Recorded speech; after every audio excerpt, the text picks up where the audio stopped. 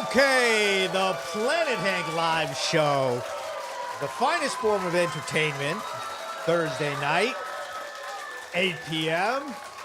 We've got the very best show lined up for everybody tonight. We already know that everybody enjoys this, but nobody enjoys this show more than myself. Every Thursday night, I get a chance to get online with everybody, all my supporters, all my haters, and I get to talk about issues. I get to talk about the finest news in all of Vermont and all of New England, throughout the nation. Let me go set the mood for us. Tonight's show is going to include the absolute finest stories.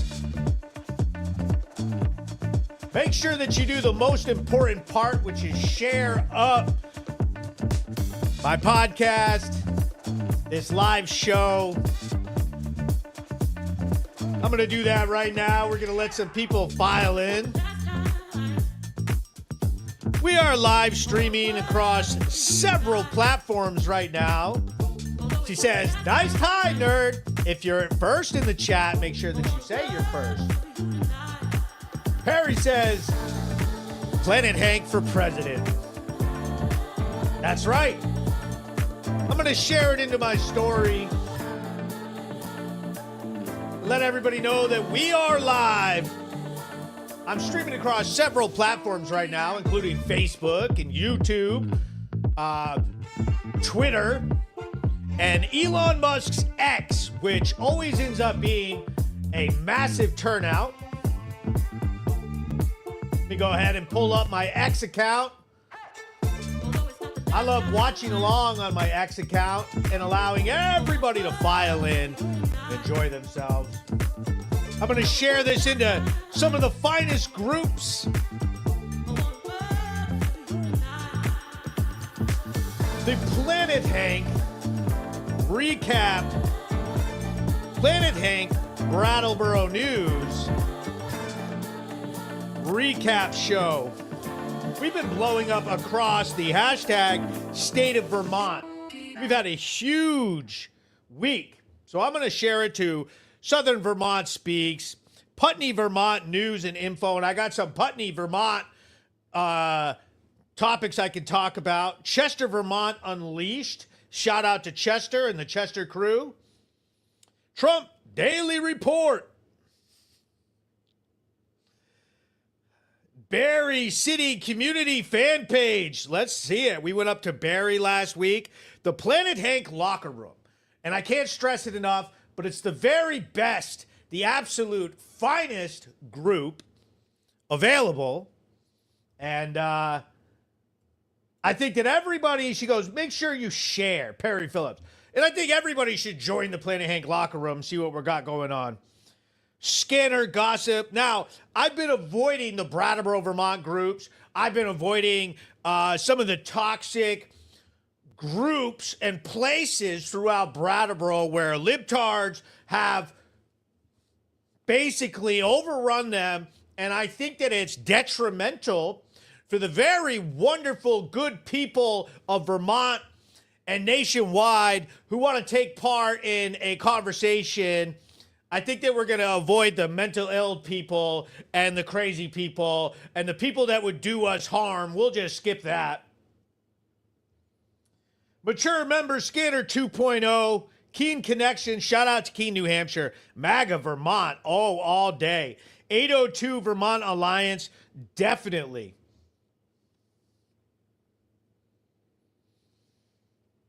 Okay, now I've shared it to a bunch. And I would love for you guys to tag some people in and share it to some people who you think that would enjoy this, or even people who absolutely 100% need this. Okay? There's a lot of people who absolutely need this. They need to learn from this. They might need to listen to what I have to say. Maybe you've got a libtard in your group.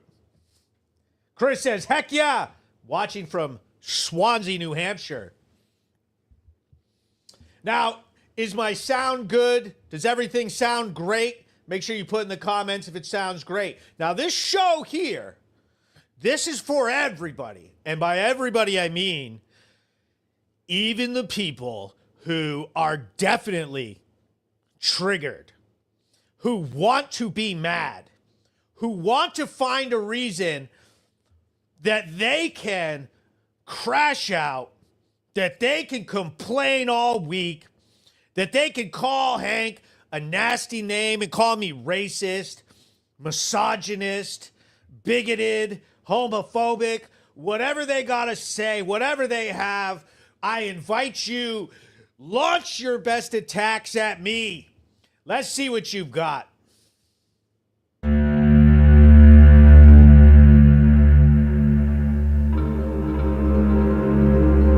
This content might be considered graphic to some audiences for entertainment purposes only. Viewer discretion is advised.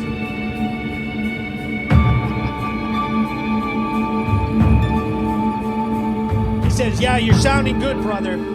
Thank you. Great. So there it is. This show, I love doing this show. I do it every week, Thursday, 8 p.m. And let me go ahead and play this video. Let's see what the show's about today.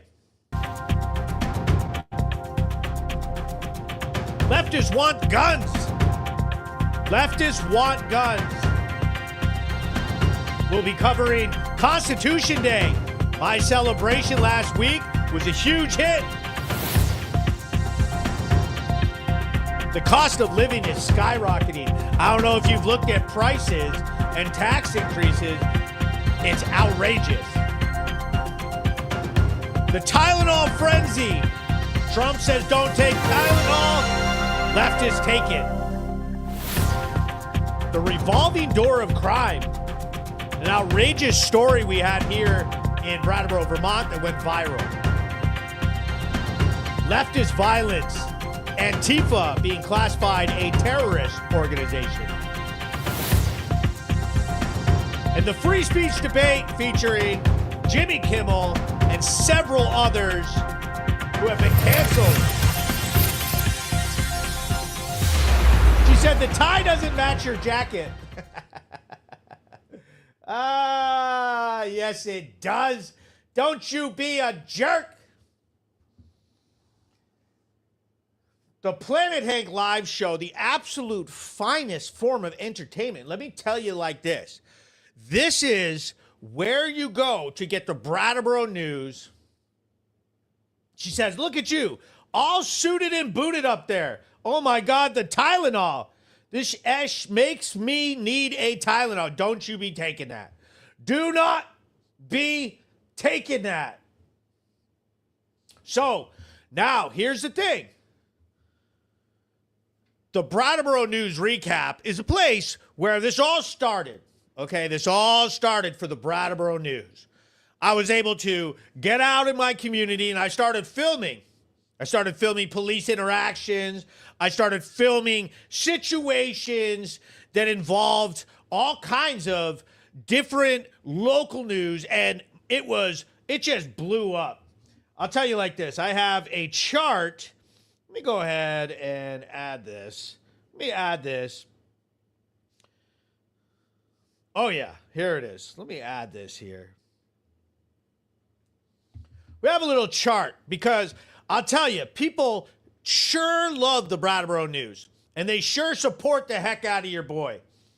Whether they know it or not, they love it. They love the Brattleboro News, and with that comes a lot of wonderful, let me pull this chart up. A lot of wonderful people, very fine people, actually. Let me throw this little chart up that celebrates what we're all doing here. This is the Planet Hank News popularity growth chart. And if you can't tell which direction we're going, it's going up. Things are looking wonderful over here at Brattleboro News, regardless of what some of those mentally ill leftists might tell you.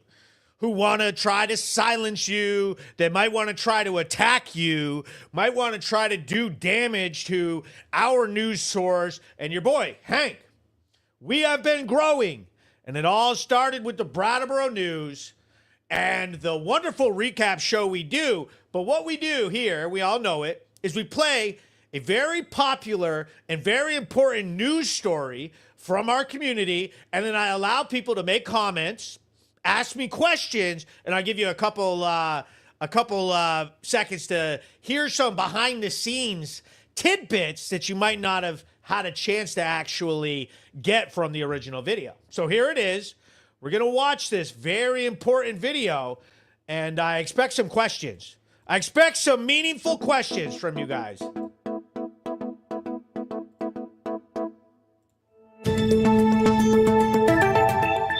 Breaking news.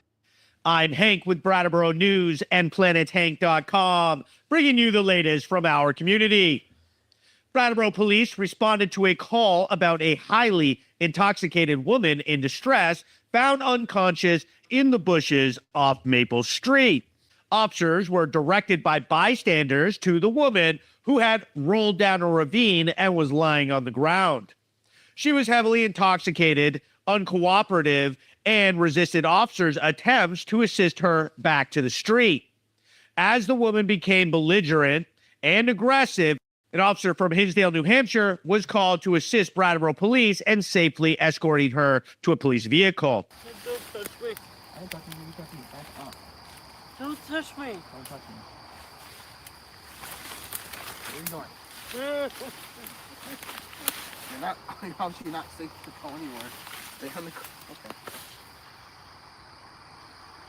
Did you fall? Did you fall that way? Please, I'm out of here. Please let me go. You're not free to go. Please. Debbie, Please let me go. No, Please, I'm stop. asking you. Please let me And I'm go. telling you no. I'm asking you. Please let me go. Ow! Ow! Ow! slow Help down. me. Slow down. Look at me. Look at me. My name is Cole, and I'm here to help you. Devin, come on this way. You have to listen to them. Go. No. Let me go! Devin, Let me go! That'll be your last straw. Devin, we're going to the Please, hospital. I'm asking you. Please Take a let me step go. forward with us. Take one Please step let forward. me go. Stop. Please, Devin. Yes, you No, they fucking did. didn't. That's not Ryan. Stop. Stop. Ah! Devin, Devin, stop. on your side. I don't know why. Hey. Devin, stop. They're not Ryan. This is the police. Hey. Come on. Back up. Ow! Don't fucking touch me! Ow! Help me! Please, please help me! tried helping You keep hitting the police. This is what happened when you didn't listen to Devin, us. you're We still not tried really in helping trouble. you. Perfect.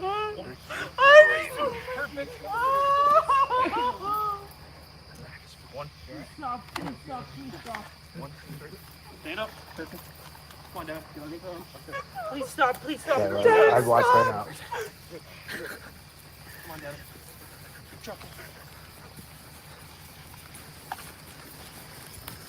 Is she on yours? Please stop. I'm asking Devin, you, you gotta please stop. Okay. Ready? Hey, I'm last shot. Whoa! All right, Devin, sit up. Please stop, please stop. Turn around. Yep, your legs are down. Go sit in the car. Let's go. Please, I'm asking you, please stop, Get please in. stop. I'm asking you to get in the car. Careful. I'm asking you, Get in the car. I'm asking you, please stop. Devin, it's not happening. Kick me, you go to jail. You're hurting me. She was transported to the hospital and placed in protective custody, where she allegedly assaulted hospital staff and a law enforcement officer. Under Vermont statute Title 18, Section 9144, individuals incapacitated by alcohol or drugs in public are taken to hospital emergency rooms for medical evaluation rather than to a drunk tank, unless a licensed alcohol treatment program is available. This policy attended to ensure safety has led to similar incidents in hospitals across Vermont due to the lack of dedicated sobering facilities. I was able to get a comment from Captain Petlock of the Brattleboro Police Department. Officers responded to the area of Maple Street for a report of intoxicated person. Upon arrival, officers made contact with a female who they found to be heavily impaired. The person was transported to the hospital, where they eventually assaulted both a police officer and staff at the emergency room. The person was taken into custody, transported to the Brattleboro Police Department, where they were held in lieu of bail. Just because you are arrested does not mean that you're guilty of a crime, and the investigation is ongoing. I'll keep you updated as this story develops. For the latest, follow me on social media or visit our website. I'm Hank with Brattleboro Holy News. smokes, Devin. Holy smokes, okay. Maybe we need to cut down on the liquor. And so this causes this major conversation about alcohol, okay? We're very critical. We all have big opinions on open drug use, fentanyl, crack cocaine, stuff in our communities. That doesn't eclipse the huge problem that we have with alcohol. And we got local bars here in our community. She was downtown at a local bar who clearly overserved her. And obviously the video is very embarrassing for a young woman, but that's not what the point of this is. The point that I see is that it's sad. She went out with her friend. She didn't know what she was doing. She's very young. She can't handle her liquor. She was overserved. So then she drank too much and she's up there rolling around in the bushes, and you know, it was funny how she's like, yeah, you know, and that's, you know, we can laugh at it. We got to be able to laugh at stuff. I've been there. Are you kidding me? I used to be an alcoholic. You know how many times I've done something that I regretted and embarrassed myself because of alcohol? I think we've all been there. Okay? But then she went up to the hospital and she was in contact with nurses and police officers, and it continued. And now she's being charged with 2 felonies. This night is going to follow her for the rest of her days with 2 very serious charges. She could go to jail. Hopefully, I don't know if I can actually say a hopefully on that. Abusing a nurse at the emergency department because you're drunk and assaulting an officer is unacceptable behavior.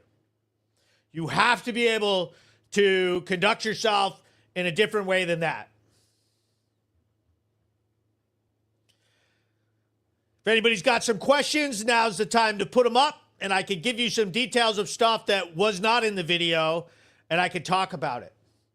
So as far as policy in the state, this is the type of situation that we need another answer for this. When I was younger and you went out and got too drunk, you would go to a drunk tank.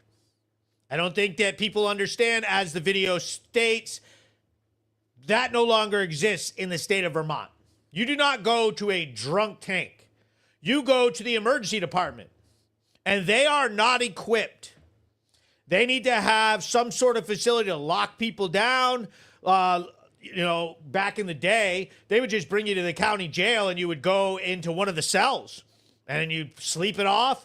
And once you woke up in the morning, then they would send you out. And you were released, and you were, you know, and a lot of times you wouldn't even get a charge. You were just in protective custody because you couldn't protect the best interests of yourself. You didn't know what you were doing. And so now, and I always say, I want our nurses to be included in the title of first responders because of this policy. Our nurses get these situations dropped on them, and they did not sign up for this. They always have ambulances dropping trauma off to them. When someone is shot or stabbed or injured or in a car accident or having medical emergencies, you bring them up. But the way this policy plays out on the street is when somebody is PC'd, fentanyl, crack cocaine, alcohol, they end up having a very dangerous person who can't control themselves put into their custody. And fortunately, in this situation, the officer stayed. In some situations, the officer doesn't always stay, and they leave it in the hands of one of our nurses. And now she's going to have to face serious charges, assault on protected professional, meaning assault on a police officer and a nurse. Edward Chinichi writes, I owned Ryan's Bar for almost 5 years in Bennington, and it was my responsibility as the owner to make sure nothing happened to my patrons when they left my business. She goes, yes, that's what I was trying to say. Let me go ahead. Let me read up some of these comments. Jeff Bush says, she thought she was in bed. That was not her bed. That was the neighbor's shrubs. And here's some behind the scene tea. The neighbor comes out and was like, what's going on over there? He started yelling at us, started yelling at the cops. What's going on over there? What's going on? And the officer was like, go inside, police business. The guy like came out like, and then we were all laughing after it was over. I was like, she did some landscaping for you. You know, she took out some of those overgrown shrubs, and he was like, oh, they'll be all right. He goes, was she hurt? Man, she was hurt. I don't know if you saw it in the videos, but she was smashed in the face with quite a few different rocks, and she was, you know, it was probably 15 feet down the embankment through a shrub, and it was all prickers and bugs, and it was wet. Like that night, there was condensation already out all over. So she was like completely wet and rolling around and kept smacking her head off of the rocks at the bottom. So we called for Hinsdale to come back up the officers because some of the officers were on details for the road work that's been going on in the town. And thank God it's over because that was a pain in the butt. That was ridiculous. Like, I don't have time for road work on 3 of the main streets all night long. For anybody who drives around at night, that was terrible. Terrible. I feel like it killed our news because the town has been dead at night. There was a select board meeting today, and my friend Sue Belleville, who owns Belleville Realty, brought up that basically there's a 14% increase in crime for the month of August. And that's every month. It's been an increase across the board. But at night, sometimes it feels like the town has been dead. Last summer was out of control. So there were some very serious crimes. And maybe that's why I'm desensitized to crime, and I think that it's been slower. It's been more. Lauren Tiller writes, over-serving has a lot more to do with how many drinks someone is served, their tolerance / how they're acting. I've been there. Seem like they use standard pours, but bartenders should recognize when it's time to cut someone off. Facts. That's the essence of the case. When the officer left this crime, he was having radio chatter saying what bar was over-serving her in that way, and he wants to have a conversation and with the liquor commissioner and with the bar that this was heinous, that she should have never been that drunk. I was questioning if she had some sort of medication, if she was mixing, maybe she smoked marijuana or took some other form of drugs. Maybe she was drugged. Maybe she tried fentanyl for the first time. Maybe she smoked some crack. All of this is very accessible in downtown Brattleboro, Vermont. Mike says, it's actually a huge problem. Whoa, no, on X. Shout out to X.com. If you haven't, make sure you follow my account. Even if you only drink once a year. If you get like that, it's best not to drink at all. And that's the choice that I've made. I have a bad reaction. I'm man enough to say it. I can't handle my liquor. So I don't drink. Anybody who knew me when I did drink, they'll tell you the same thing. I can't handle the liquor. I will completely just redline and keep drinking until something bad happens or there's no more liquor, and I'll be up all night waiting until the liquor store opens. I can't stop. I can't shut it down. Kevin Gaslant writes, know your limits when drinking or this happens. I mean, aren't they supposed to know the signs of when they are supposed to cut someone off? And that's what the training's for.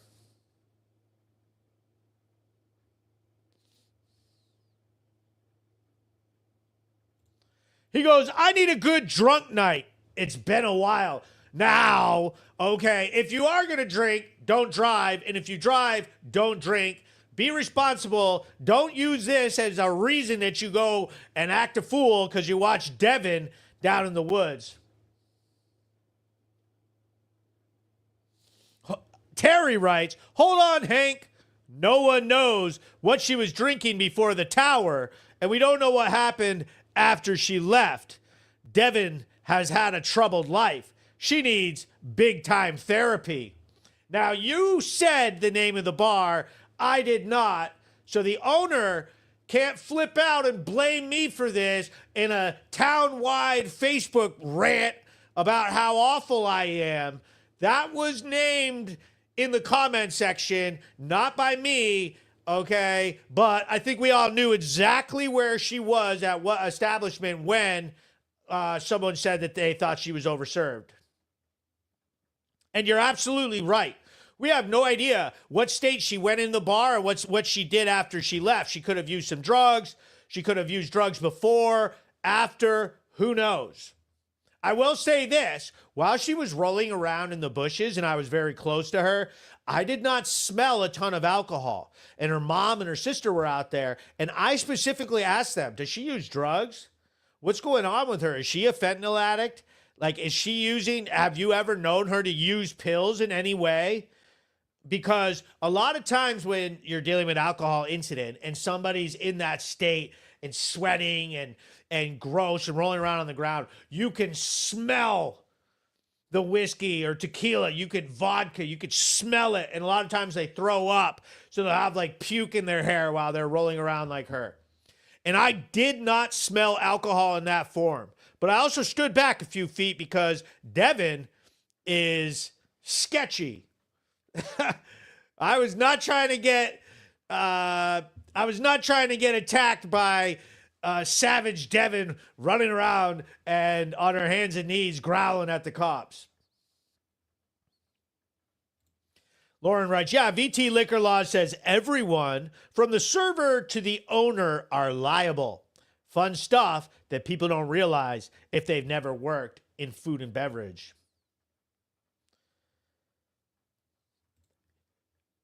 Dana writes, this is what the state needs. Great job. She says, you didn't say the bar. You didn't say it. I didn't say it. It wasn't me. I didn't say it. Stand down. Stand down. Do not attempt to cancel Hank. It wasn't me. It was Terry. Terry said the name. Okay. Holy smokes. He said, don't drink and drive. So If you need help with alcoholism or drug addiction, you're also in a lot of trouble in Vermont. We don't have a lot of options. And we went over this in a previous podcast. Something like $140,000 for a 7-day detox program in this state, and another $50,000 for a 30-day program for sobriety. So I don't know what your plan is if you need help, but the plan definitely isn't get in with Vermont and try to get help. She says it's all Hank's fault. We need a purge. It's all Hank's fault. And that's really the essence of the Planet Hank live show, is that it's clearly always my fault. I am definitely guilty, and everything that I do is wrong.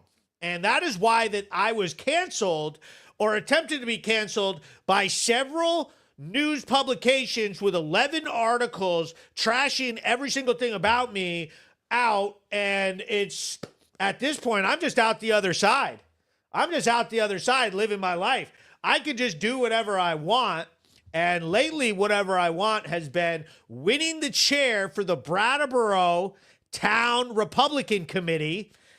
Everybody can give a cheer for that one. Give me my congratulations in the comments right now. Right? Hashtag Team Hank. Congratulations, Hank. And remember that you need to show up for the meetings in order to congratulate me properly. Okay? She said it's long overdue. Facts. It should have been. Casey McLean, 1,000%. She says you can't cancel Team Hank. Alex Lockie, my boy. Alex Lockie, my boy. He says, congrats, Hank. Thank you very much. Thank you very much. And I expect to see everybody at my meetings for Brattleboro Town Republican Committee. We hold them at the Rivertown Church on Burr Street, and they're usually the third Wednesday at 7 p.m. Third Wednesday of the month at 7 p.m. This month, we have our Windham County reorganization meeting, and that'll be on the 25th. But I don't know what's going on with the next meeting. But I will tell you this. Our next event, October 18th, is going to be epic. This is going to be located in Chester, Vermont. On the green, they have a gazebo. I've been networking with Roy Spalding, who is the chair of the Chester Republican Committee. He came to my Constitution Day celebration, and we'll get into that. But we are planning an event. And what the premise of this event is the left, the protesters, are planning to protest in the gazebo. And Vermont Daily Chronicle just did a big article about their last protest. And you've got Becca White, who is out of her mind. She's one of the politicians for the state of Vermont. And she was screaming, F ICE, F ICE over a bullhorn throughout the town, and had this really nasty protest. And all of them went crazy, and they have a big picture on the news. And one of them said, their t-shirt wrote, "Is he dead yet?" across his chest. And then they had all these F ICE signs that they made up. And it was just a nasty protest. We've all seen it here. We've all seen it with the hands off and the King's protest. And every Friday they try some crap in front of the post office, screaming about this or that. And it's trashy, and they are in bad taste. And so the premise of our event is that we're going to take the stage, we're going to take the gazebo right after them, and we're going to hold a conservative event that's in line with our values and try to show some tact and some decorum and sort of have a town-wide event. And we're inviting some heavy hitters, and hopefully my friend from Turning Point USA will be there, and some of our reps from the state of Vermont will be speaking. I will be speaking center stage. It will be hosted by my friend Roy Spalding, the chair of the Chester group. So I'm expecting a bunch of us to drive up from Brattleboro. Chester's like 30 minutes away. It's not a big deal. And it's a small town, but it's very cute and nice. And it'll be in the middle of fall. It's on a Saturday. So there'll be all kinds of fall events and leaf peeping opportunities and everything. So our next event, October 18th, and we're going to have a better poster than this. I just threw this together a second ago.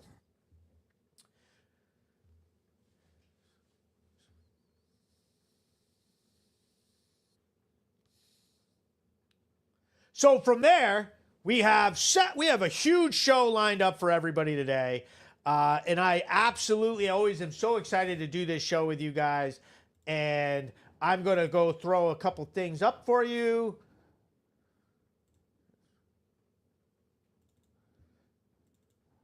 The Brattleboro News Recap Show, we all know it.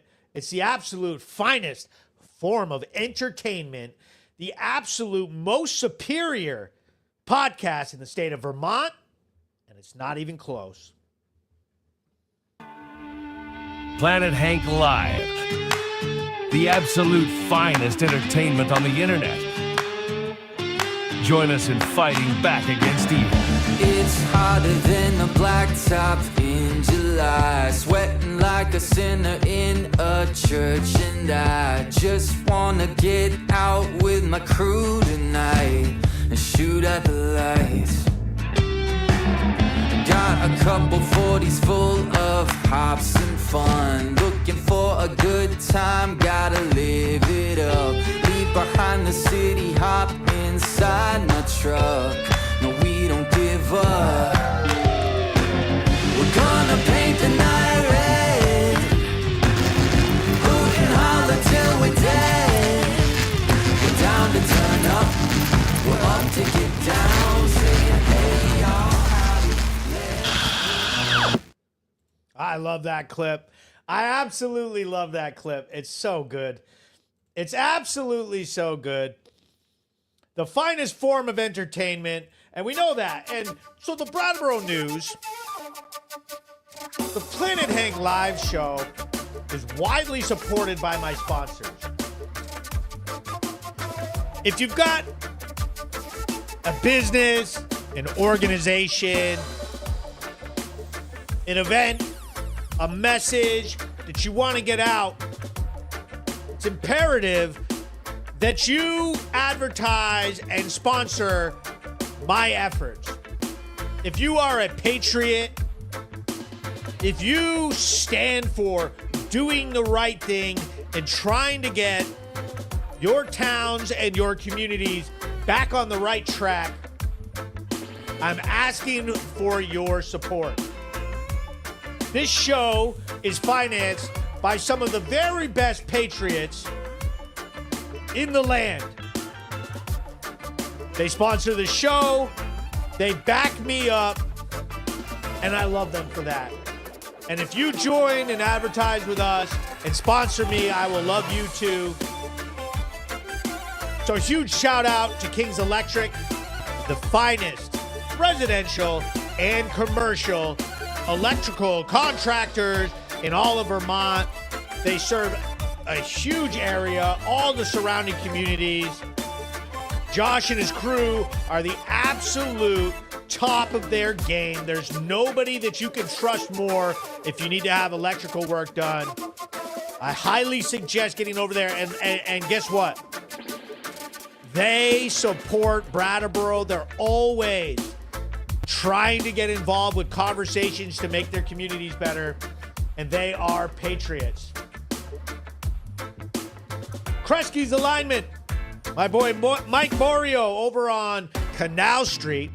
If you've got a car that needs some work, routine maintenance, anything, make sure you head over there and drop your vehicle off at Kresge's. Now, this guy and I, we don't politically line up all the time, but he said it like this: I support free speech, and the last thing I'm going to do is let people tell me what I'm going to do with my advertising dollars, because I believe in Hank, I believe in the truth, and Hank's telling the truth, and I love him for that. Shout out, Mike. And of course, we got the crew over at Rod's Towing and Repair, who support the heck out of me and absolutely always have my back. They are off exit 4 in Putney. I just had a big meeting up in Putney talking to the Republican caucus up there. There's been a number of high-profile news stories coming out of Putney, and the people in Putney are definitely very interested in some of the changes that they've seen and some of the nonsense creeping up from Brattleboro, exit 3, and they're very, very interested in keeping Putney from being the 4th exit of Brattleboro. And we got MOB, Pilot Car LLC, my boy Mike O'Brien, keeping the roadways safe. If they're towing big stuff, he's out front, making sure everybody knows. Huge shout out to Mike, always supporting me. He always supports me, hooks me up. These sponsors are true patriots, and shout out to everybody else supporting me behind the scenes, contributing to my efforts and the work that I do behind the scenes. It's not just I appreciate so much, and I have so many people supporting me in so many different ways. Let me throw this out off of there. So let's get right in to the rest of the show. I love doing this show, by the way. And so I've got this video segment, and I'm going to play it for you now. Political position advocating are leftists arming themselves despite their political position advocating for gun control. Guns are intensely political. Why is left-wing violence so prevalent in America? Gun sales in America reached record highs at the beginning of the pandemic and have continued after ongoing political and racial violence across the country has led more Americans to question their own safety.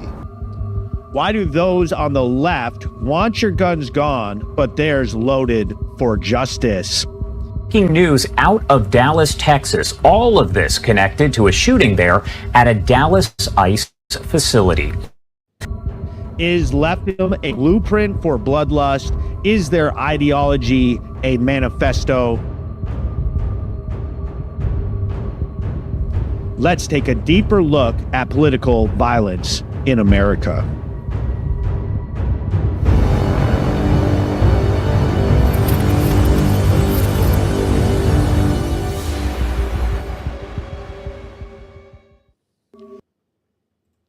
So, obviously, we've seen the news.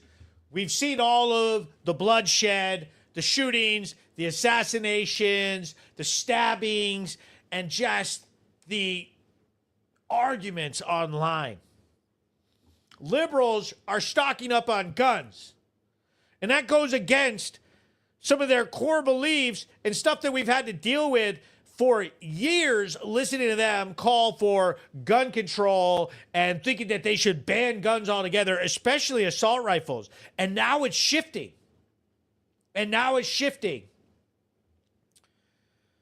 Liberals are stocking up on guns, not for hunting, but to fuel their unhinged Civil War fantasies.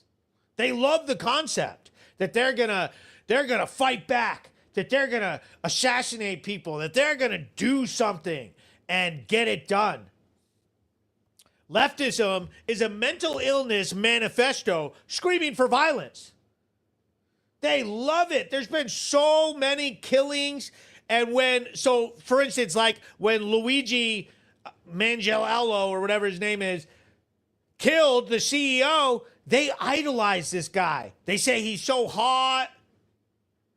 They're like openly saying that they want to sleep with this guy, and we're sending him stuff to the jails and making tributes to him online on all of their weird leftist websites and everything else. Their Civil War fetish. Tons of posts all over X show leftists drooling over revolutionary shootouts. So just the other day, was it yesterday? They had a shooting at the ICE facility in Dallas, Texas. And so I posted J.D. Vance, our vice president's comments that he made to a crowd in North Carolina discussing it and saying that a lot of the violence is coming from the left and it's irredeemable and it's got to stop, and it's leftist, crazed militants doing the killings. Immediately, I mean, even on my post, you can go check it, there's a bunch of leftists who start defending this. Start in on their whataboutism. What about that time years ago that a right-winger did something? What about January 6th? They're obsessed with trying to bring it back to January 6th. We've had hundreds of riots and situations since January 6th. That can't be your cover for every violent act politically that you do for years and years ago. What about January 6th? And then they attack, and they attack, and they attack, and you call them out on it. Well, what about that time at January 6th? So we did it. And what aboutism? It's gone crazy. And then they have shirts, and they 86-47, and they went out and did all of this stuff. And James Comey has now been charged with crimes officially right before this podcast came out. So I'm going to have to get into the actual reports and stuff, but he has been charged. But his comments of 86-47, he tweeted it out, and the left loves it. We all know what 86 means. It means nix it, get it off of there, kill it. If you're like a waitress or you are removing something, remove 47. Remove Trump. Kill Trump. That's what the big controversy was about.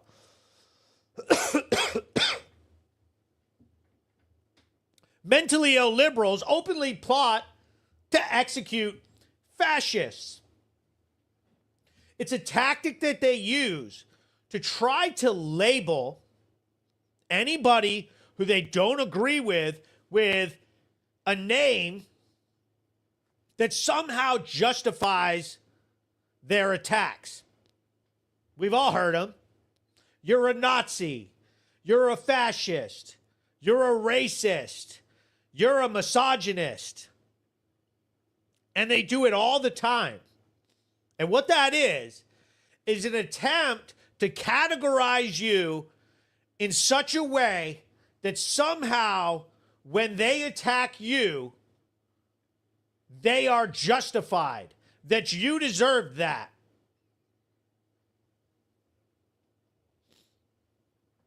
They're so hyped up by their violent manifesto that it's mental illness just boiling over. And then they get justified, and their leaders call people Nazis. We've seen it here in Vermont. Becca Balin calling people Gestapo, brown shirt Nazis. Trump has his own army of Nazis.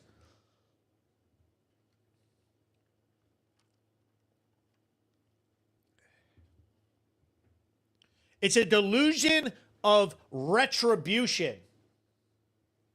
They're not prepping for defense. It's revenge porn against Trump. They want to pay us back. They want to get us back. Trump teased them. The right teased them. And they have been foaming at the mouth since his first term. It's never been like it has since we had Trump. The division and the anger and the TDS. This country was never like that. Their hypocrisy is exposed. They cry for gun control while arming for their apocalyptic wet dreams.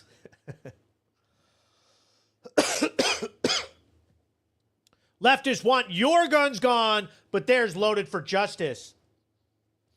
And we all know it. Blue cities are crime waves. They're dangerous.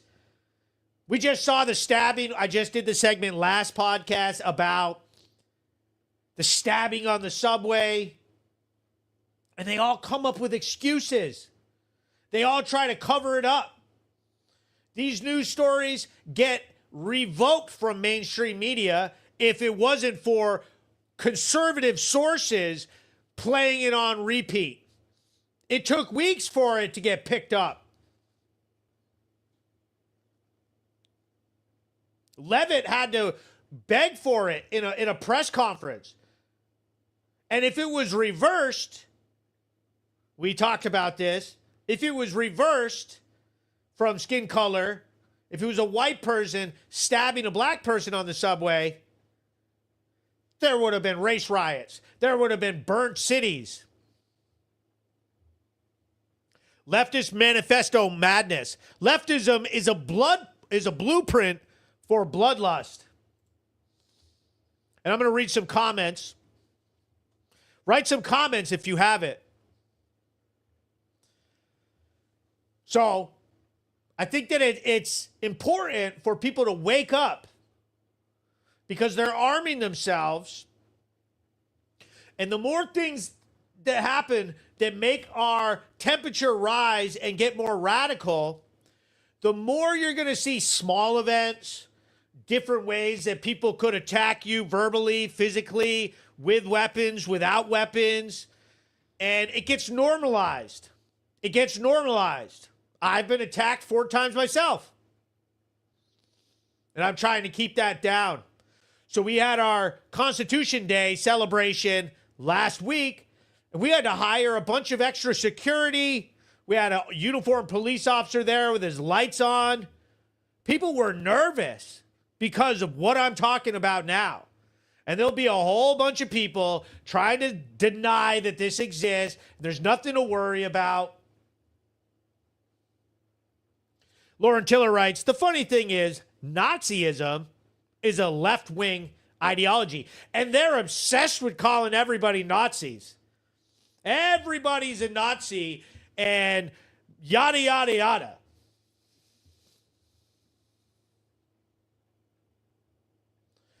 Justin Sims says, I'm mad as fuck. Hemorrhoids aren't called asteroids. Major miss by all of us. I can agree with that. I think that we can all get on board with that. He goes, you're a threat to democracy. I agree. He goes, liberals have bumped their heads. Todd writes, I'll have to catch up with tomorrow morning.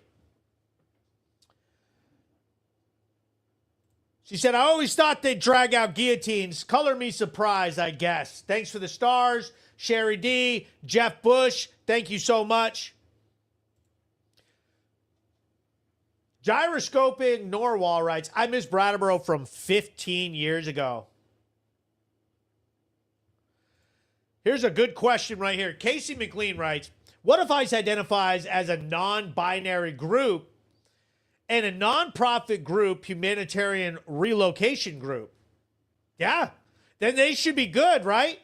Leslie Powers writes, it's Hank's fault. And I agree with you. It's definitely my fault. This is all my fault. And now I'm going to segue right into the next segment perfectly because it's all planned, you know. I plan these things. I plan them.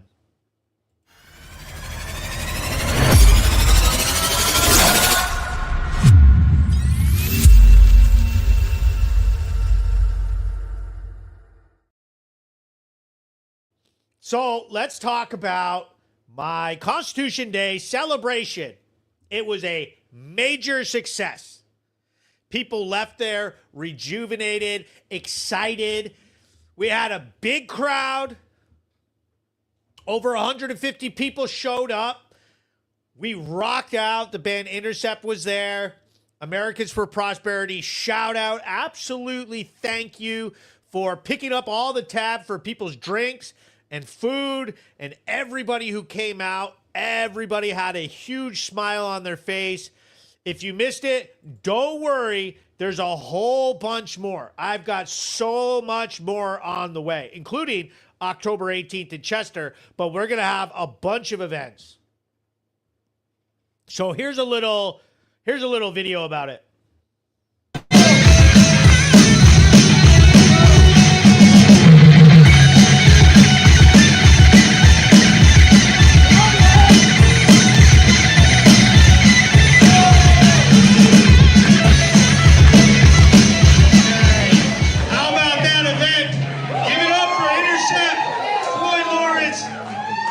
whole band, you guys are absolutely so talented. That was amazing. Thank you. Give it up for the USA, USA, USA, USA, USA, USA, USA. That's right, we're going to keep this energy up. We're going to support each other. I better see everybody at my next event, Brattleboro and the Windham County GOP meet, and everything else that I come up with. Thank you all. I'm humbled, and that was awesome fun. Thank you very much for including us. Thank you, everyone. Drive safely. Thank you for coming out. Loved it. Loved that. That was so much fun. I love seeing all the older people rocking out to that band. You see the pyrotechnics? Are you kidding me? We're going to try to breathe some air back into, get it on the right track. This mentally ill, attack everybody left is losing people by the millions across this country. Nobody can back up what they're doing. So we were in the Reformer, and there was already a whole war about what everybody thinks about me, what they don't think about me, and thank you very much. And I said this at the event, so everybody knows it. Thank you very much for backing me up online and supporting me when people get trashy and say all kinds of crazy stuff. We need to stick together. We are not asking them to come to our events or agree with anything that we're saying, but what we're not going to do is let them attack us and shut down our events. We are going to build our group. We're going to have a lot of fun. We're going to say what we think. That's what this country's all about. The First Amendment. I'm not dealing with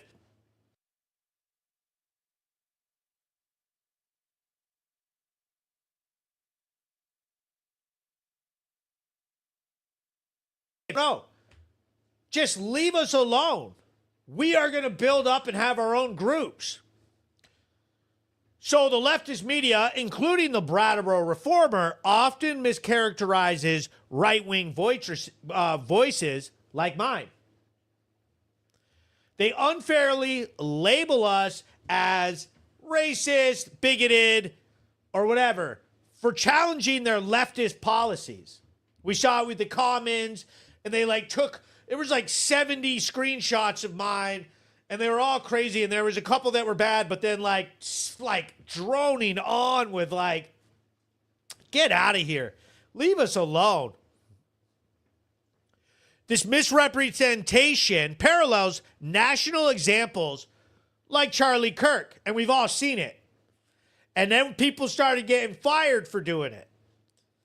Now that y'all assassinated Charlie Kirk, people are having it when you trash him out online, okay? You go and trash him out, and I have a story coming out about a school teacher up in Barrie who's been way too vocal about the whole thing. I'm just starting to understand that Barrie, Vermont is insanely radicalized, and there's a ton of action going on up there between left-wing and right-wing people colliding. Left-wing dissent and extremism is portrayed inaccurately to silence conservative viewpoints. Facts. They somehow play this game and get media to back them up, that they're justified. And of course, everything that the conservatives are saying is terrible and come up with these labels. We talked about this before. They create these labels like when Hillary called everybody a deplorable, that it makes it so that you're irredeemable, that you have no value, and that you deserve to be attacked, that you deserve these things. But now, when their side does it, when they say nasty, irredeemable stuff about Charlie Kirk and got fired, all of a sudden they don't want to play that game anymore. Disagreement with a radical leftist is legitimate and popular, especially around the issues of free speech, public safety, and economic responsibility. Americans for Prosperity has hosted 3 local events in Vermont recently. My constitution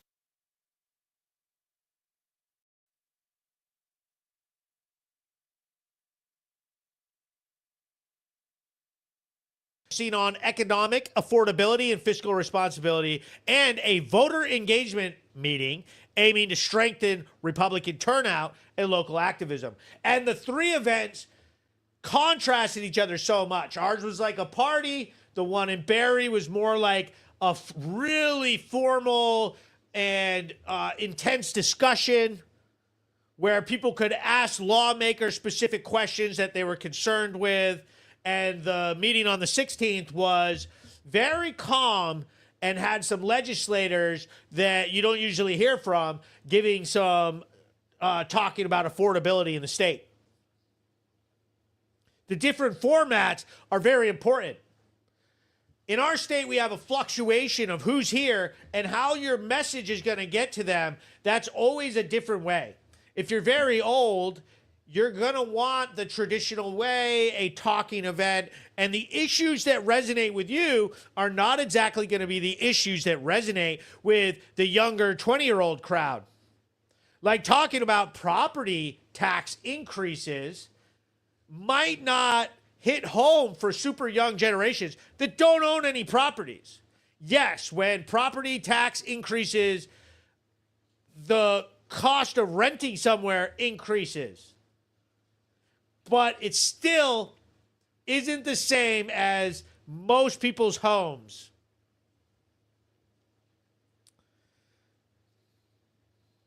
So there was a bunch of people protesting in Barrie. The AFP event was in a building, and about a block away on the Commons at their gazebo, they had this protest, and they were yelling over the bullhorn, "Vermont is not for sale. Vermont is not for sale," and went wild screaming about Americans for Prosperity and trying to label them as this dark money organization that was trying to buy Vermont. The big problem is the left has several organizations that dumps millions of dollars into candidates and interest projects in this state. They have already been bought. VPIRG, LGBT Freedom Fund, the Vermont Conservatory. There's tons of them. Very hypocritical, and it just shows you the average leftist doesn't even know what they're talking about. They just go with whatever it is, and they will go out there and protest. We saw that with the Milk with Dignity protest, where they bust in a bunch of kids from one of the schools in Putney, and none of them knew what they were there for or cared. They just wanted to bang on drums and hold up signs and make it look like they had to have a meeting to tell everybody what they were protesting. It wasn't something they were passionate about. They didn't all organize. They basically bust in their people to hold up signs. And then when that protest was over, we went out and handed out milk, and they all took the milk and were drinking it. It's like, you don't even know what you're here for. Let's read some comments. Patrick Lorenzo says, "Yo, what up, brother?" Maureen Spicer says, "That was one hell of a night. Got to do that again." Mass hysteria. Absolutely. Brian Massey Jr. goes, "If you think Barrie is radical, it's more like all of Washington County." Oh, yes. And when you're down here in Brattleboro, Vermont, which is on the very southern end of Vermont for people who aren't from this state who are watching, because there's a lot of you, this state's kind of like split. There's the Green Mountains in the middle. So up by Burlington and the upper northwestern portion, it's a lot of people. It's highly condensed people. And then down here in Brattleboro, all the people down here. And a lot of times we forget about each other. Some of the issues, it's almost like the state is split.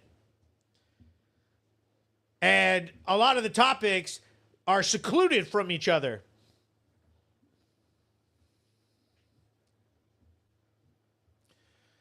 Vermont Republicans crushed the Democrats' supermajority like a bug during the last elections, finally giving liberal policies a reality check.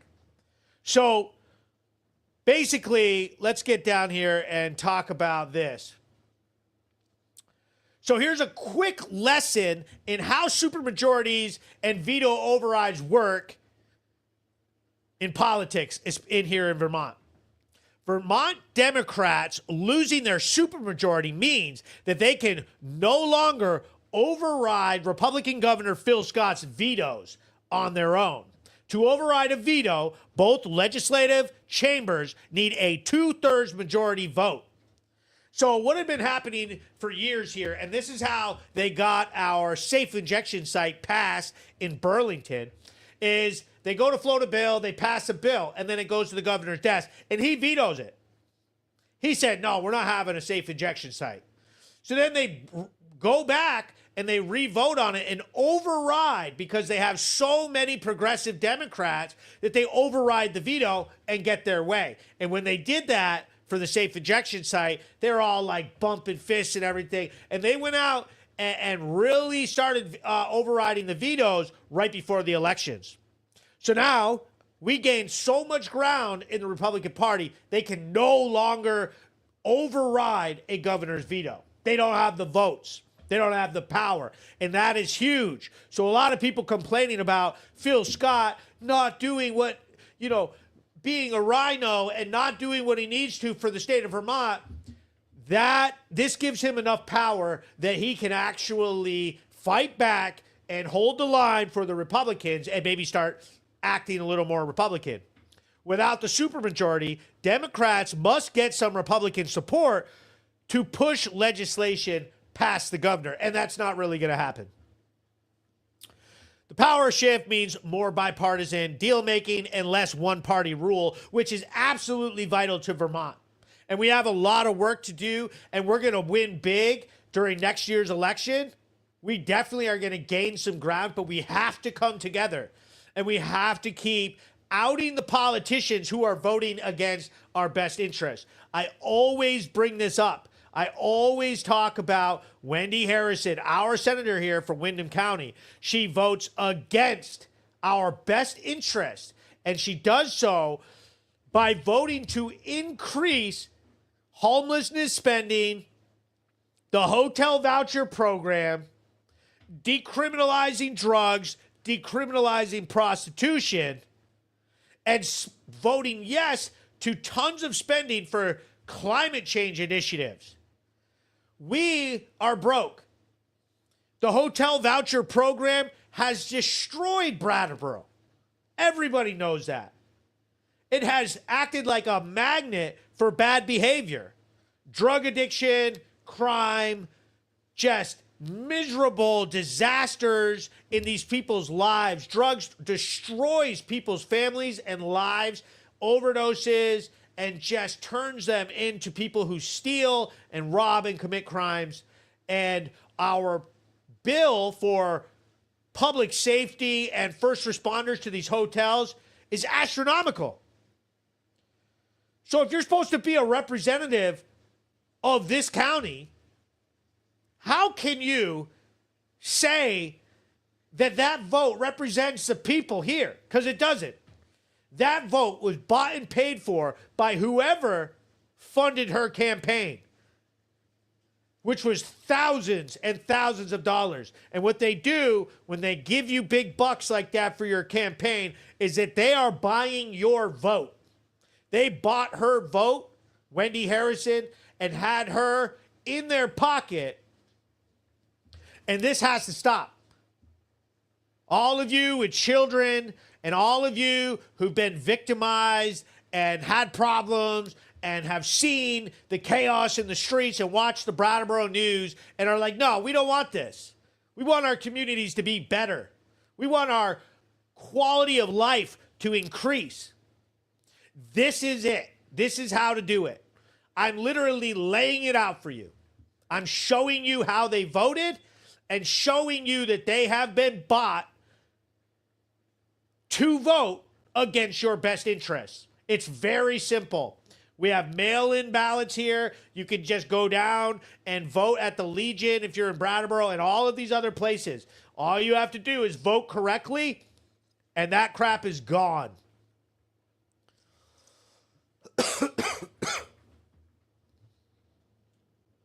And I think a lot of you know about that.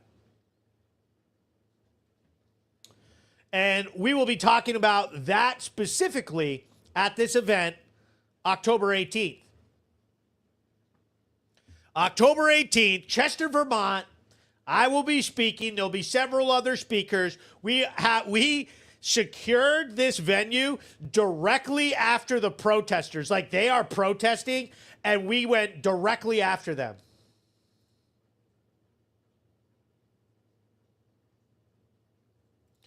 Ashley Ann writes, I stopped working at the restaurants in town due to crime. That's sad. That is super sad. We just had a conversation about Scissor Masters and Lisa Shippey, and she cited the main reason that she's shutting her business down is the drug crime. People sit on her stairways and shoot up every single night. She's sick of it. She said, I'm too old to deal with this every day. And all my customers are scared to come down here. Some very quick fixes if you guys want to change the town. Wono writes, great job on WDEV radio with Rob Roper. I heard that the listeners who called in with questions for you needed Band-Aids because you're so sharp. Now that's a comment. Now that is a compliment, a very much needed compliment.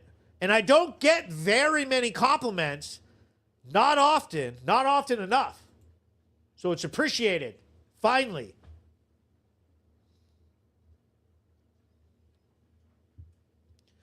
We're dealing with an era in this state where cost of living has gotten out of control.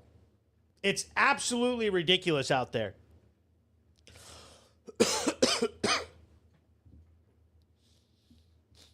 Cost of living is outrageous. Nobody can make it in this climate. Not in this state. Average rent for a one-bedroom apartment in Brattleboro is about $1,150 to $1,650 per month. A two-bedroom apartment costs roughly $1,400 to $1,600 monthly, and I think that is low. I think that we're talking more like $2,000, up to $2,400. The average salary for a 25-year-old in Brattleboro is $40,000, $45,000 per year. And I would love to know where they're getting $45,000 in Brattleboro at 25 years old, because I'm not buying it. But this is an average, so I'm sure that there's some high-paying gigs for people who did everything right, got a degree in engineering, and work at one of these big companies over there on Industrial Ave. This means 30 to 40% of their income goes just to rent, which is above the recommended housing cost limit. Way above it. Way above it.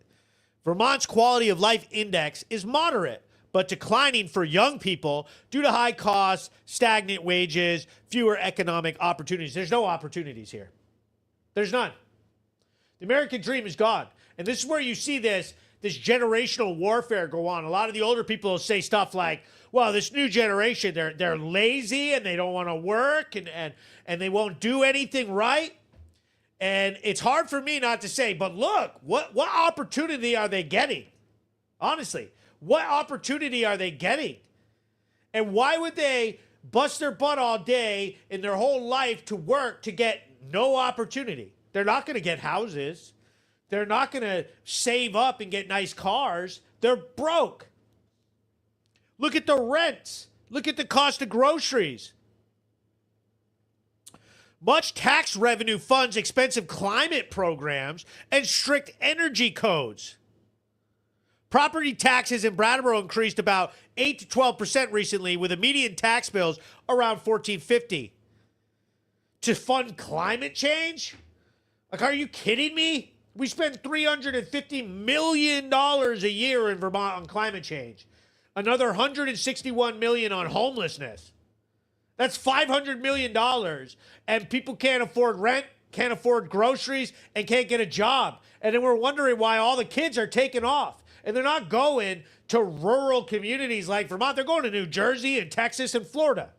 to get jobs that will pay them and places that they can rent that aren't astronomical for a rundown Victorian apartment with no insulation, no windows, terrible parking, no trash removal. In Brattleboro, you got to buy like little pink bags for $5 and $10 to throw your trash out.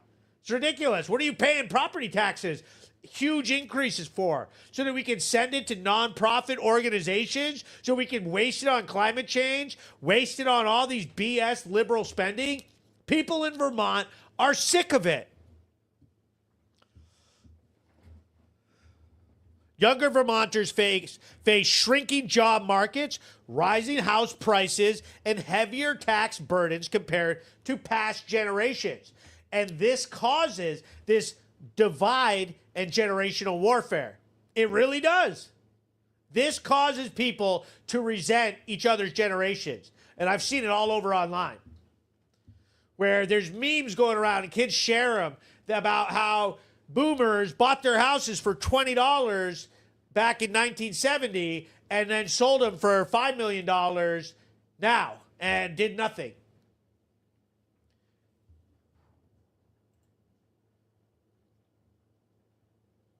He said, move to a red state, creepo, taffy, Latascas. Okay. Rents wouldn't be this high, but taxes, electric, oil, WAS, doubled. She goes, look at Wendy in Bellows Falls. She is a big mess. Google her name. Cover up girl. Yeah, when she was the town manager, everybody hated her. She says rent prices around here are insane, especially compared to quality housing.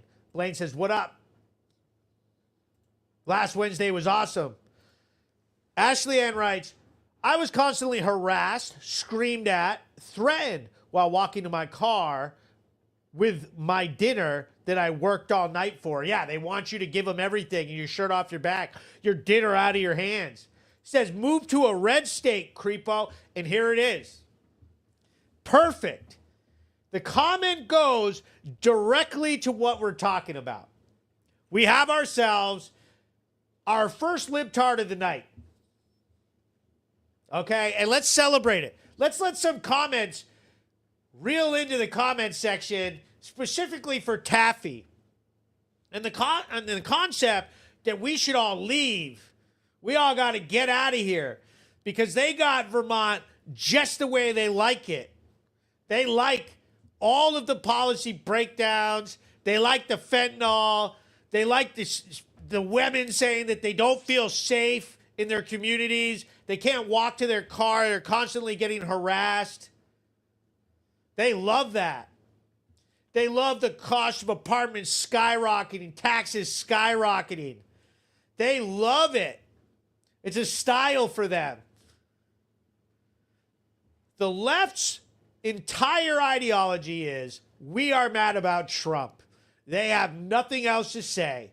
Everything else that they've ever done has been a failure. And Vermont is at the lowest it's ever been. Pride in this state is non-existent. People are not bragging about being from Vermont, not like they used to decades ago.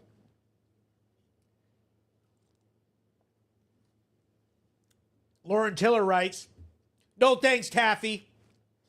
Some of us like him here. The thing that we're finding out, the more work that I do, the more I get involved with Vermont, the vast majority of people like me here. The only people who don't like me here, and it was said on several different podcasts, the only people who are mad about my news are people who are addicted to drugs. And the only leftists that hate me and just want me gone, it's because their mental illness is boiling over and they can't help but try to get violent and angry about it.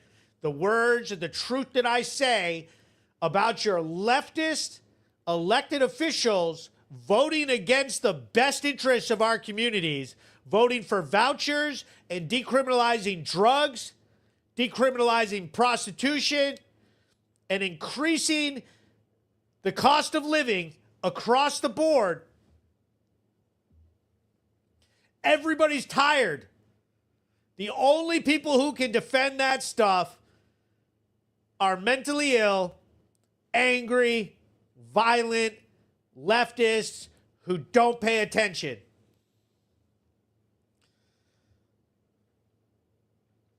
And the reason that Wendy supports costly policies is because she is receiving backing from radical green organizations. It's all about the money, baby. He says, no, I agree. See how a conservative state operates. It's better. Trust me. Go on, get out and report back.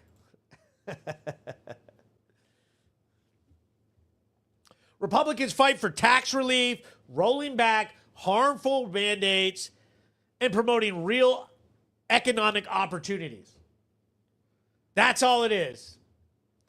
Thank you for the super sticker, $20 from Blair. Huge shout out to everybody as we creep over 200 live viewers across all platforms. And I know that we're dying off on commie Facebook because of censorship. And we all know it's been all over the news. They're so mad. They're so mad at conservatives for telling and teaching and saying, hey, look, everything that you guys vote for is wrong. And you're driving the cost of living through the roof. Let's look at some costs of apartments under liberal Democratic leadership.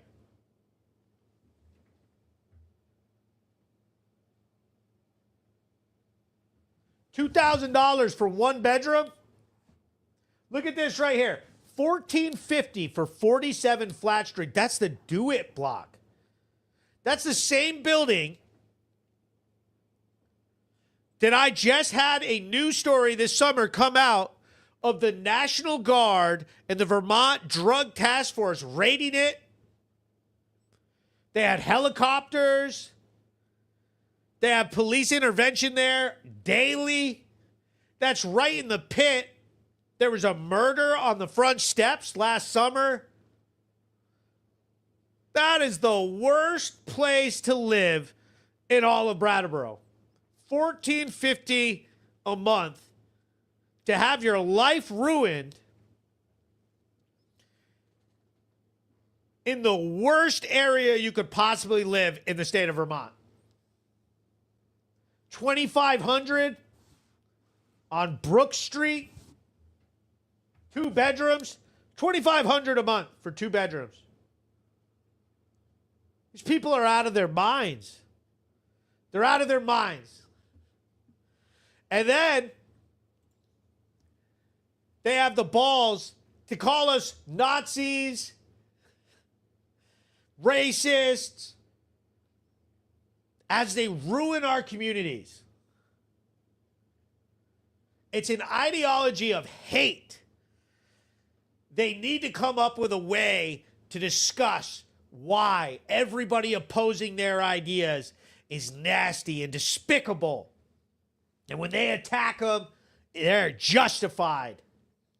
Meanwhile, conservatives are just sitting back going, why are you decriminalizing drugs, prostitution? Why are you spending all this money on hotel vouchers and wasting it in climate change initiatives for your cronies in a state that has no impact on global climate? We have no impact. They love the concept of brave little state. We're going to lead the world in climate initiatives. What good does that do when the cost of living skyrockets to $2,500 a month rent for a crappy, rundown 2-bedroom apartment in a 150-year-old house with no insulation and the windows and roof haven't been replaced since the 1950s? What good is all that rhetoric when that's how you live? She writes, if you don't like what he does, but still watch what he's doing, you're a fan. Blair, shout out. Thank you for the stars on Facebook as well. So Blair's he says, F lefties. And I know a lot of people agree with that. I know a lot of people are starting to feel that. Lauren Tiller writes, they should focus on holding big polluters accountable. Looks at China. Exactly. You want to get involved in climate change stuff? There's nothing wrong with that.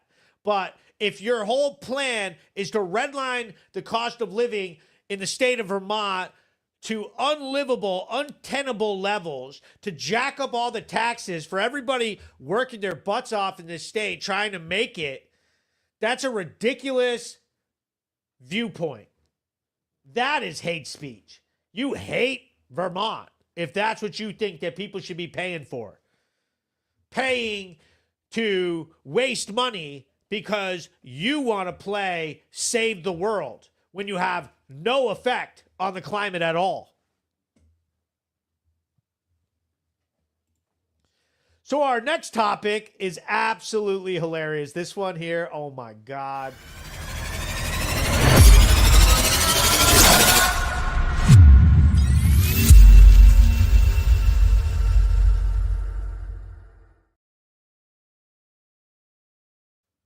Okay, so this story here has been blowing up all over all of the social medias, especially TikTok.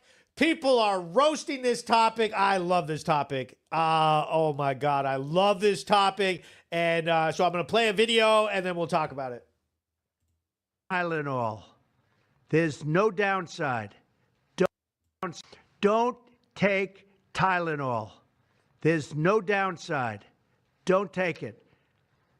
You'll be uncomfortable. It won't be as easy, maybe, but don't take it. If you're pregnant, don't take Tylenol. And don't give it to the baby after the baby is born. And you know what? We have about to take Tylenol for my headache while pregnant because I don't take my medical advice from a man who doesn't have a degree in science, healthcare, or medicine, and who had a parasitic brain infection and was addicted to heroin for 14 years. Yeah, I'll trust my doctors who have their degree. And they probably tell you that don't take Tylenol unless you need to. 28 weeks pregnant. You know what I'm going to take? Some Tylenol, acetaminophen. It's going to work like a charm, and my baby won't have autism. Don't take Tylenol. There's no downside.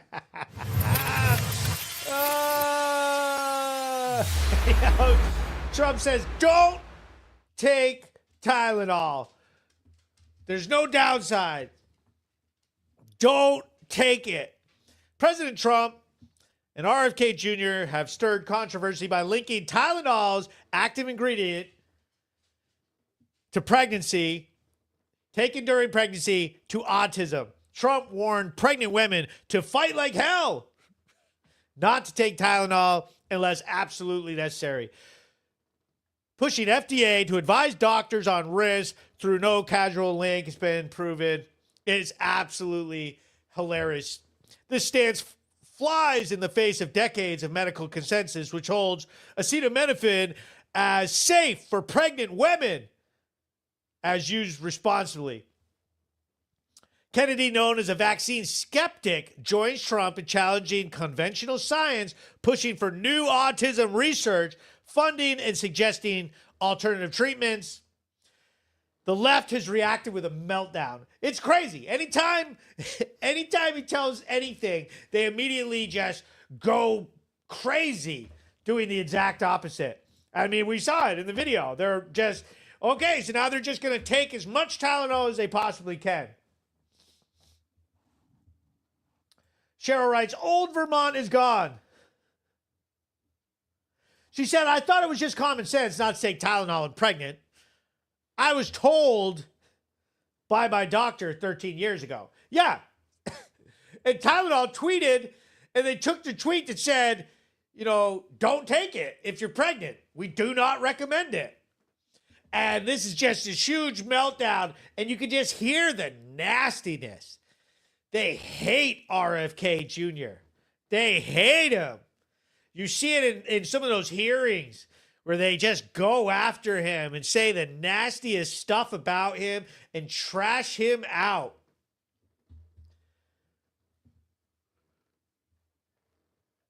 It has me dying. Like, I think it's so funny listening to Trump say, don't take Tylenol. And then first thing they do is a bunch of pregnant lefties up on TikTok posting about how much Tylenol they're going to take. And, oh, it's not going to cause autism. You know, like, how dare you?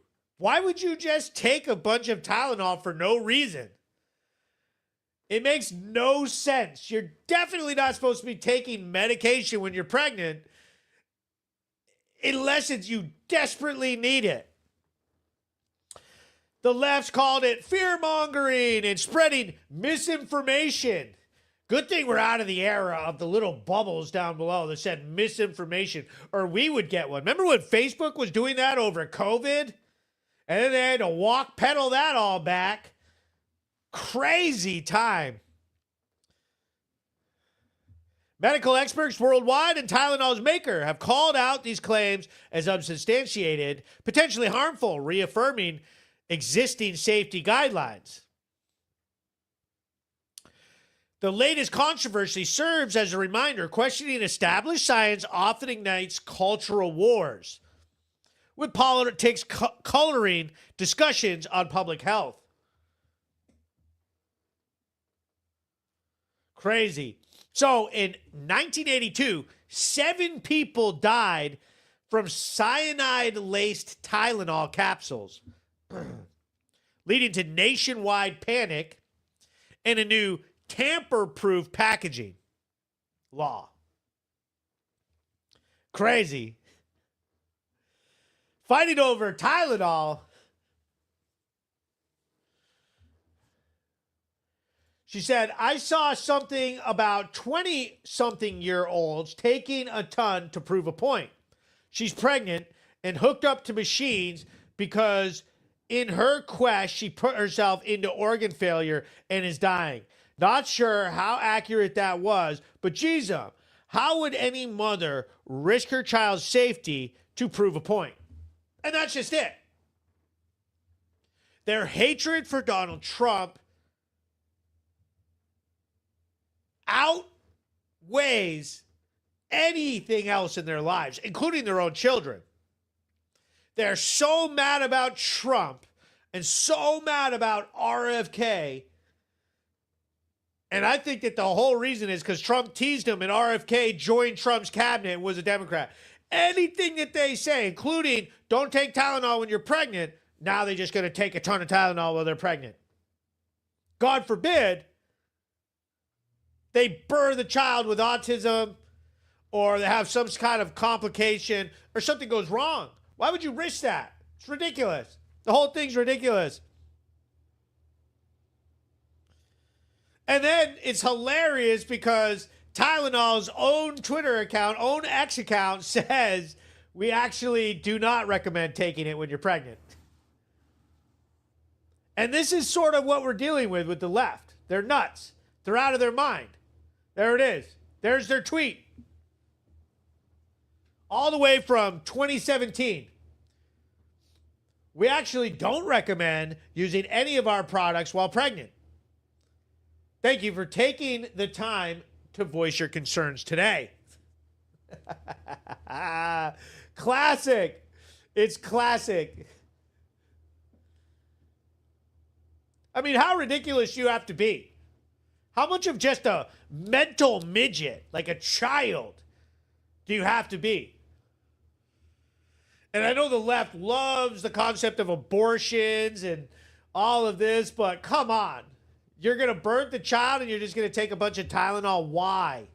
Why are you people like this? If Trump said that breathing was good for you, they'd be out there holding their breath. They would be out there protesting oxygen. They're literally going to be protesting around in the near future holding bottles of Tylenol and having Tylenol written on their signs. They will. I guarantee you that we hear about this again. This is not the end of the Tylenol. This will be a protest somewhere along the line. Someone's going to go crazy with a bottle of Tylenol, a protest for it. She said now they have to cancel Tylenol. Putting your child at risk because you dislike one man is absolutely insane. They should not be mothers. And that's really a valid comment right there. Should DCF be looking into a situation where a mother acts like this? We have a situation in Brattleboro where some of our drug abusers down in Flat Street are pregnant. And they have children. And DCF is all over it. And as soon as the child's born, the state takes the child away from the mother. And it's a big controversy, and it's sad. It's so sad. And I think that this topic of taking drugs while you're pregnant, I mean,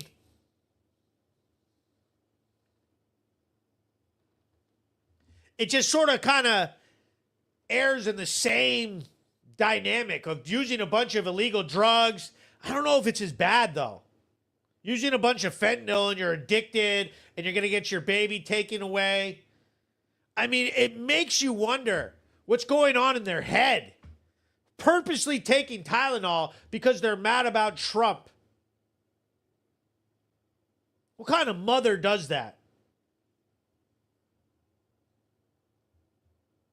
She said they already did hold their breath with the stupid mandatory masking.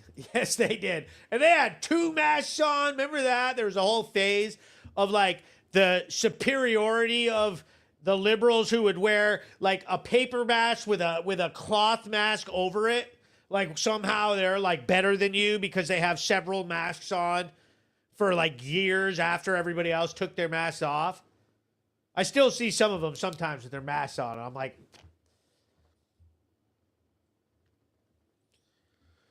back to the fentanyl topic with pregnant women.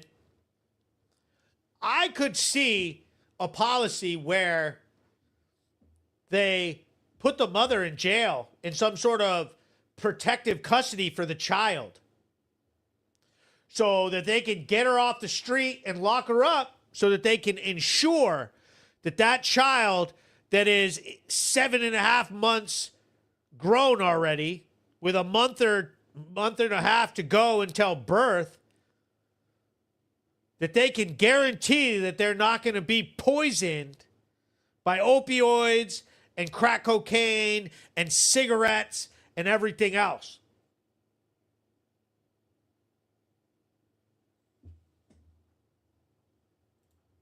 Robert Kenny writes, progressive liberals live in a fantasy world filled with rainbows, unicorns, and marshmallow pies, and now Tylenol. And now Tylenol. Moving on. I've got a ton of topics tonight, but that one has me dead. Hilarious. Don't take Tylenol.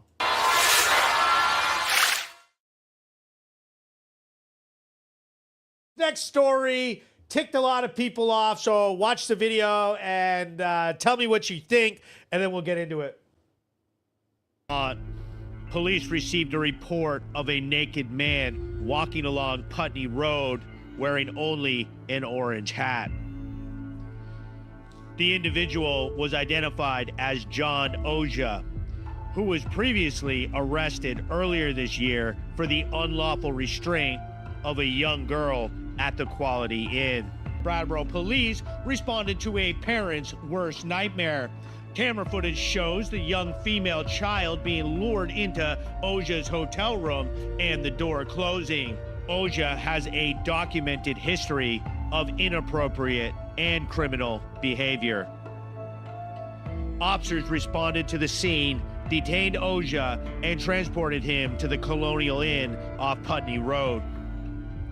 The Brattleboro Police Department urges the public to remain vigilant and report any suspicious activity. So there you have it. Like, are you kidding me right now?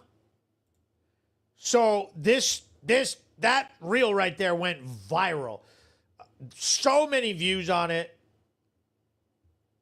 It ticked off the whole community. The Vermont justice system with their revolving door BS. How is that guy not in jail? How is he not in jail? And how are we dealing with a set of laws where it's okay for someone to go out and be completely naked in public? And when they were arguing this statute and arguing that people should be allowed to be naked in public, we're dealing with a bunch of people talking about how, well, why is it okay for men to be out in public with their shirts off, but women are not allowed to be out in public with their shirts off? Like, you see a lot of women walking out around with their shirts off and their tits hanging out? Because I don't. That's not what we're dealing with. So, using your argument, what you've done is have a child molester out here walking around naked, and now the police couldn't even do anything. There was no charges brought against him. Thankfully, our officers cuffed him and brought him back to his hotel room. She said, who pays for his hotel? Wendy Harrison. Wendy Harrison has your pocketbook, your credit card and tax money on it, and she's sending it over to the hotels. Ridiculous. Absolutely ridiculous. And embarrassing. As I was standing there filming, our female police officer, Officer Lopez, and several of our male officers had to be exposed, including myself, exposed to this wacko and his private parts all over the place, right off Putney Road. And as I look over my shoulder at the hair salon that's right there in the marina parking lot, there's like a freaking 7-year-old boy in the window. Like, what's going on? Why are there all these lights out here? So I went and knocked on the door and told the mother, I was like, hey, look, you do not want your kid anywhere near this. This guy is no good. And so she got her kid away from the window, and she was actually nice enough because John didn't even have any clothes with him. He didn't have it. He left the house like that. And I know that, oh, well, in Vermont, if you leave the house that way, okay, that's ridiculous. He didn't even have any clothes with him at all. He was headed down. He said he was going to the park. You're going to the park? That's a ridiculous thing to say when you're naked. First of all, you shouldn't be in the parks at all. The parks are for children and families. Not for you to be smoking crack and being naked. The man has been arrested for lewd and lascivious activity. He got arrested for sitting in the woods naked, jerking off years ago. And a bunch of kids found him and called the cops. And it was exposed and saw everything. It was disgusting. And then in the video, it tells you that, you know, he lured that little girl. He was naked into his room, wearing nothing but a towel. And she was in that room for several minutes with the door closed. Who knows what happened? Who knows what happened? He sent the other kid away. That kid's too young to know what happened. And now he's out on pre-trial, unlawful restraint, of a 3-year-old girl. Shout out to Roy and the security staff at the Quality Inn who were on top of their game and made sure to get up there and get that kid. And the police for showing up quickly and taking John Oja out of there.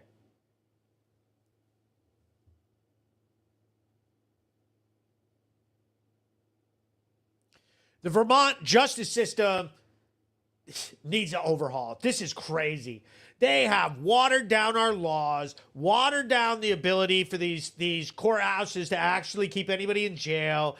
They've tried to chop all the funding. So we have we have a problem here. A repeat violent offender in Barrie gets a sweetheart plea deal. Original charges included multiple felonies, embezzlement, aggravated assault with a deadly weapon, forgery, and resisting arrest. Prosecutors dismissed or downgraded nearly everything, turned a violent felony assault into a misdemeanor. Sentence, just 36 days in jail, credited as time served plus probation. State law says probation's purpose is rehabilitation, not punishment. Fine on paper, but in practice, completely failing. Fast forward, the same rehabilitated man violated his probation 4 times. The police go to arrest him on the warrant, and he violently resists again. One officer suffers a broken hand trying to fight this guy as he's diving out of the window, and they had to fight him for 6 minutes. The cop was out of work for weeks with a broken hand, and the department is already short-staffed. Officers paying the price for the broken system. And now he's back facing new felony charges, assault on officers, resisting arrest, impeding public officials, rinse, repeat, and cycle. Catch and release is not rehabilitation. It's enabling criminal behavior. If you have no consequences, why stop? Why stop being a criminal? Why not fight the cops? Who cares, right? You're just going to reduce your violent felonies to misdemeanors and throw it out of court. So the police morale in Barrie is crushed. This is Chief Norma Hardy's biggest fear. This decimated the Burlington Police Department. Officers who just say, you know what? F this, I'm going to go to a state where I can get a job as a police officer that makes sense, where I get treated with respect, and when I go out and put myself at risk to make an arrest, that they go to jail and they get punished and the court backs me up. It's not justice. This is politics and ideology overriding common sense. We have to deal with that. We have activists, liberal activists, progressive, crazy people with mental illness shooting up the whole country, and over here saying, we want to defund the police. We want to underfund our jails. People shouldn't go to jail for this. One officer summed it up. Vermont has forgotten accountability. Minority of criminals are ruling the majority of citizens. It's time to stand up and to hold offenders accountable. It's so rare. How many people do you know who actually go to jail when they do something wrong in Vermont? Nobody. She said those guys deserve a medal. She said, where did this guy come from talking about John Oja? Is he a Brattleboro native? Lauren Tiller writes, every time I see a video of Oja, I half expect him to tell someone it puts the lotion on its skin. Exactly who you're dealing with. And the more times our broken justice system just lets him out with a slap on the wrist, they're gambling. They're shooting the dice with somebody's family member, somebody's personal safety at risk. Somebody's kid is going to get raped, is going to get murdered, And I have a big story coming out about the murder that we had on Flat Street last summer. And this revolving door. This kid, Levatus, robbed or attempted to rob at knife point the Gulf Station on Canal Street. And a week later, after being released for a major crime involving a knife, he murders someone with a knife. What kind of justice system is that? And I'm in close contact with the victim's mother, who is devastated. Absolutely devastated. And this is what we get with this type of justice system, with a bunch of progressive activists parading down our streets and parading down to the Legion to go and vote for Wendy Harrison to defund the police and decriminalize prostitution and drugs. To absolutely stab all of us in the back and go against all of our best interests. It's all of our best interests.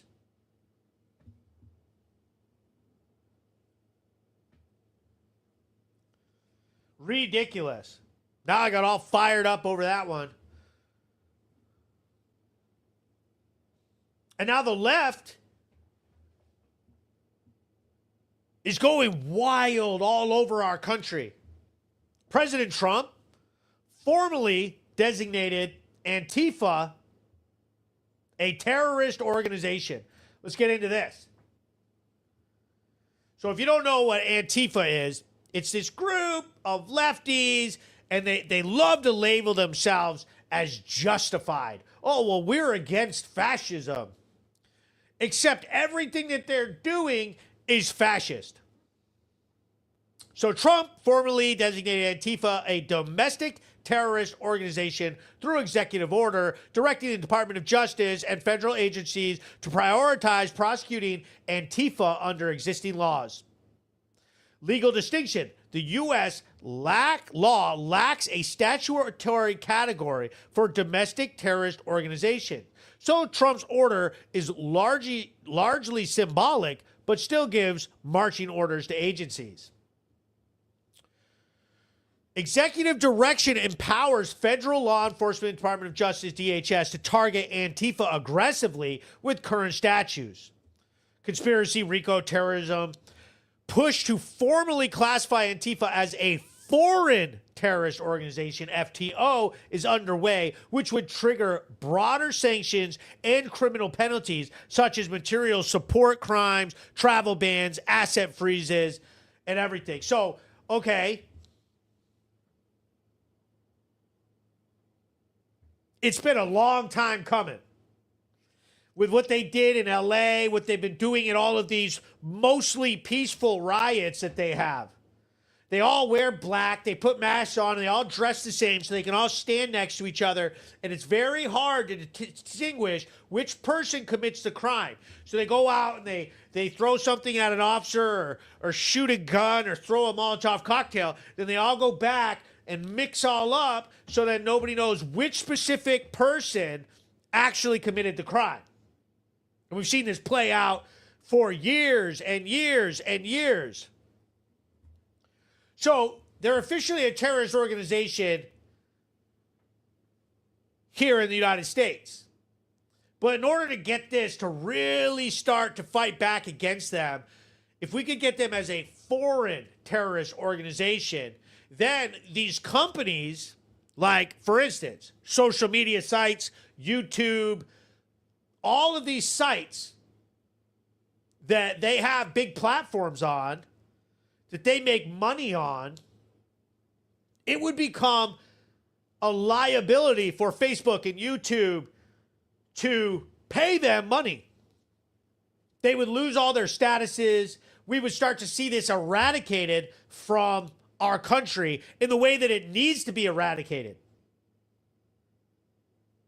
They love to label themselves as on the right side of all of the arguments, virtue signaling. That somehow when they act violent and lash out at people, that it isn't terrible and it isn't violence, and it's somehow justified. It's not justified. It never is.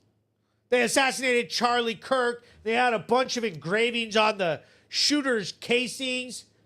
They shot up the ICE facility. They threw rocks and burned cars and attacked ICE agents all over Portland and Los Angeles. I read all kinds of attacks that these people have been doing.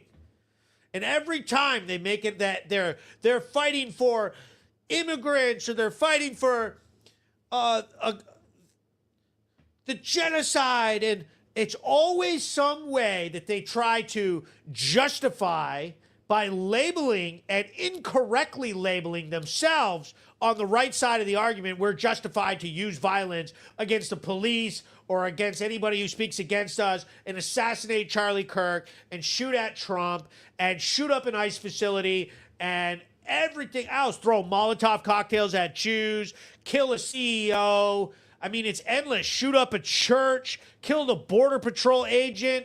It's always some reason that they label it and claim justification for why they're being murderous, mentally ill, leftist, terrorists, and we're going to start seeing it go. Now, the thing about being labeled a foreign terrorist organization is Antifa is not just an American organization. There has been riots and attacks all over. They just had a huge one in Italy, and they had a huge one in France, with all of them doing the exact same thing they do here, attacking police, throwing Molotov cocktails, trying to camouflage who the actual perpetrators are in a whole group. So they got thousands of people, and maybe 100 of them are doing violence, but they're all working as a camouflage. They call it the black bloc. Italian government faced Antifa riots after failing to recognize Palestine, similar violence in Paris, and recently documented activism in China and Turkey. So what needs to happen is we need to get that foreign terrorist organization, and then there's all kinds of new things that you can do to put a stop to this and to prosecute them. We all know what's going on. It's ridiculous. Says Wendy needs that. Savlata writes, Antifa chased me in Seattle. Masked thugs for violence and vandalism. They don't like my camera. 100%. Soros pays them. Black clothes and masks. 100%. They're all funded.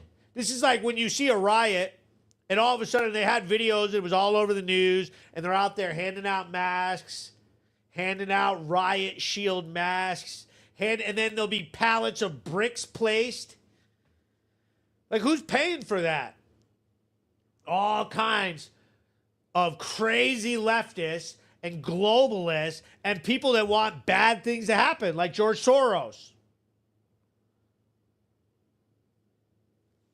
And Neville Singham, Sam Bankman-Fried. These people, they just want to pay and cause chaos. And then when they assassinated Charlie Kirk, and they get on there, and all these people and all these leftists said the nastiest stuff possible. Nastiest. And then the big question is, now that Trump has officially called them a terrorist organization, will platforms ban Antifa accounts? And so I think that Elon Musk will. I think that X will be the first platform to ban Antifa content and messaging from the platform. They will ban it.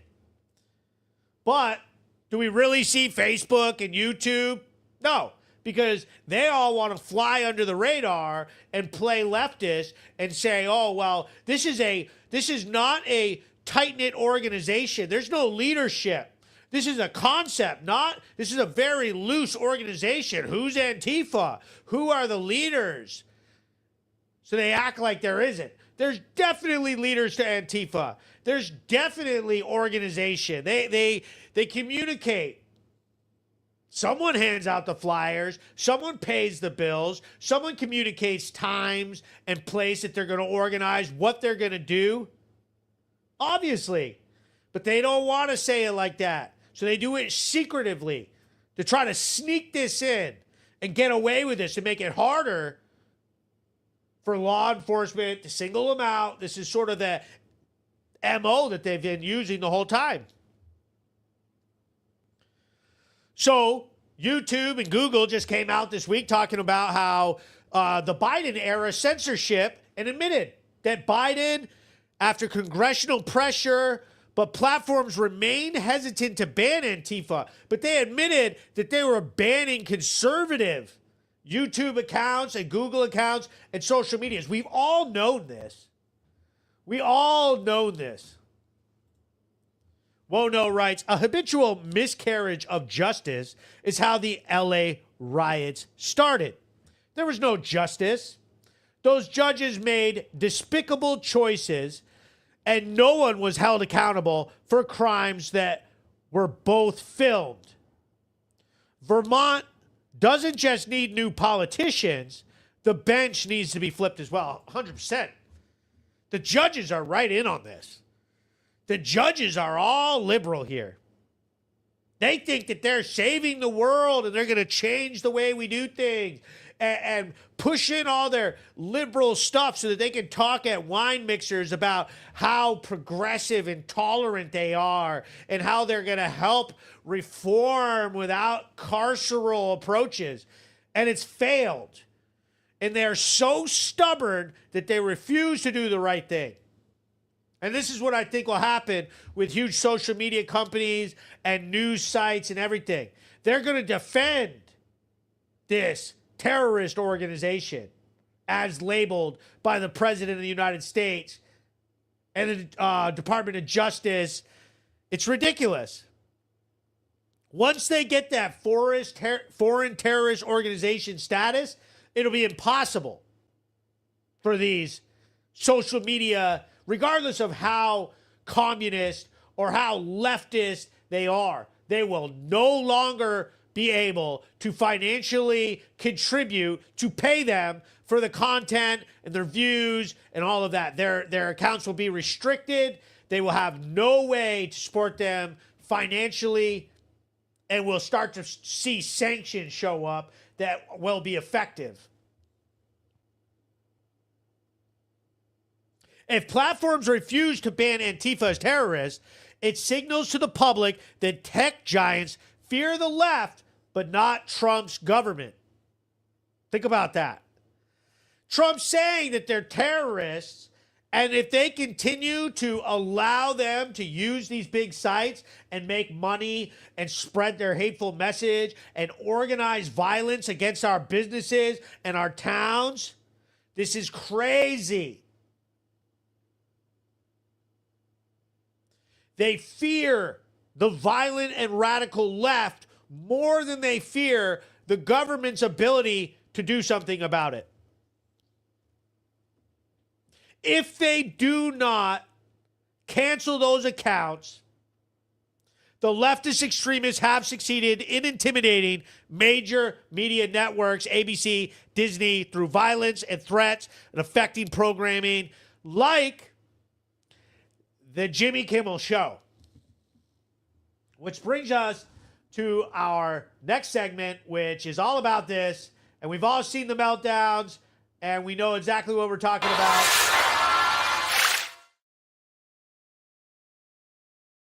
So I've got a video to play for you.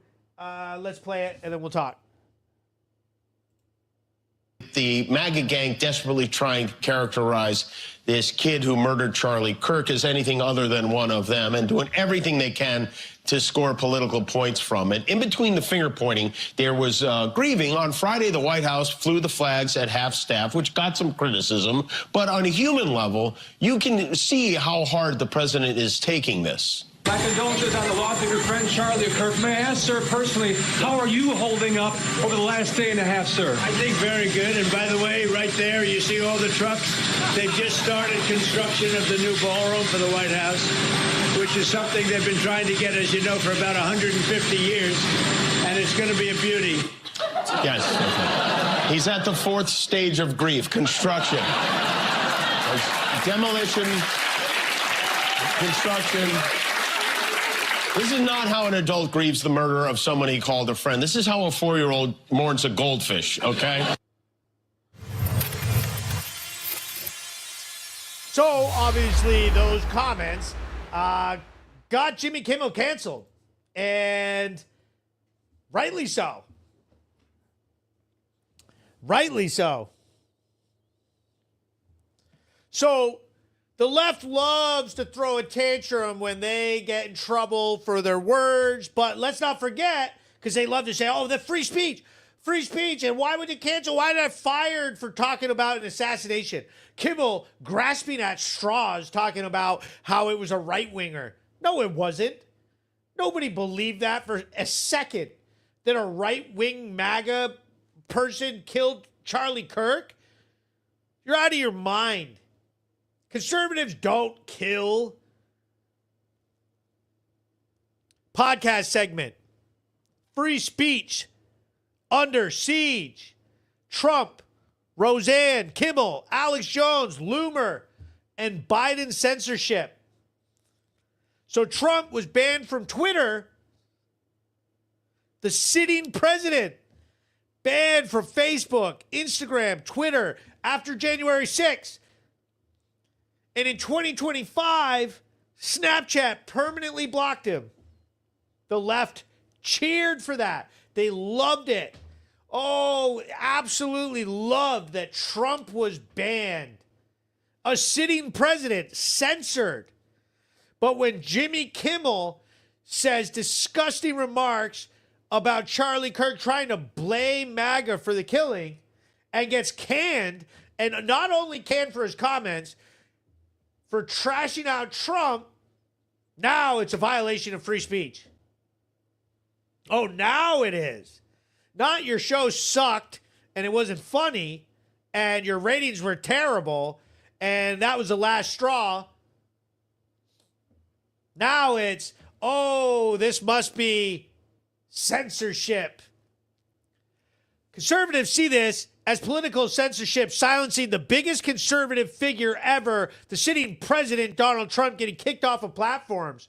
You guys were all for that. But whining about this show that nobody watches?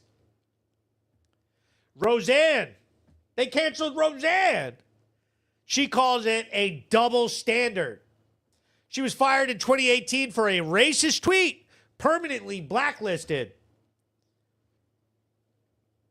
Jimmy Kimmel was briefly suspended for blaming MAGA after Charlie Kirk's assassination, but they quickly put it up because we all loved it. I thought it was so funny when Disney pulled the show and then all the liberals started freaking out and saying they're going to ban and cancel their Disney subscriptions. And I already know they're not going back. They're not going to reinstate those Disney Plus subscriptions. Disney got ping, ping. That's what happens. Go woke. Go broke. Disney's been, deserved that for a long time. For all the crazy leftist crap they've been pulling and ruining all the remakes and doing all this controversial stuff. The right has been done with them forever. Sick of it. And now the left is, and then they're panicking. They canceled Alex Jones.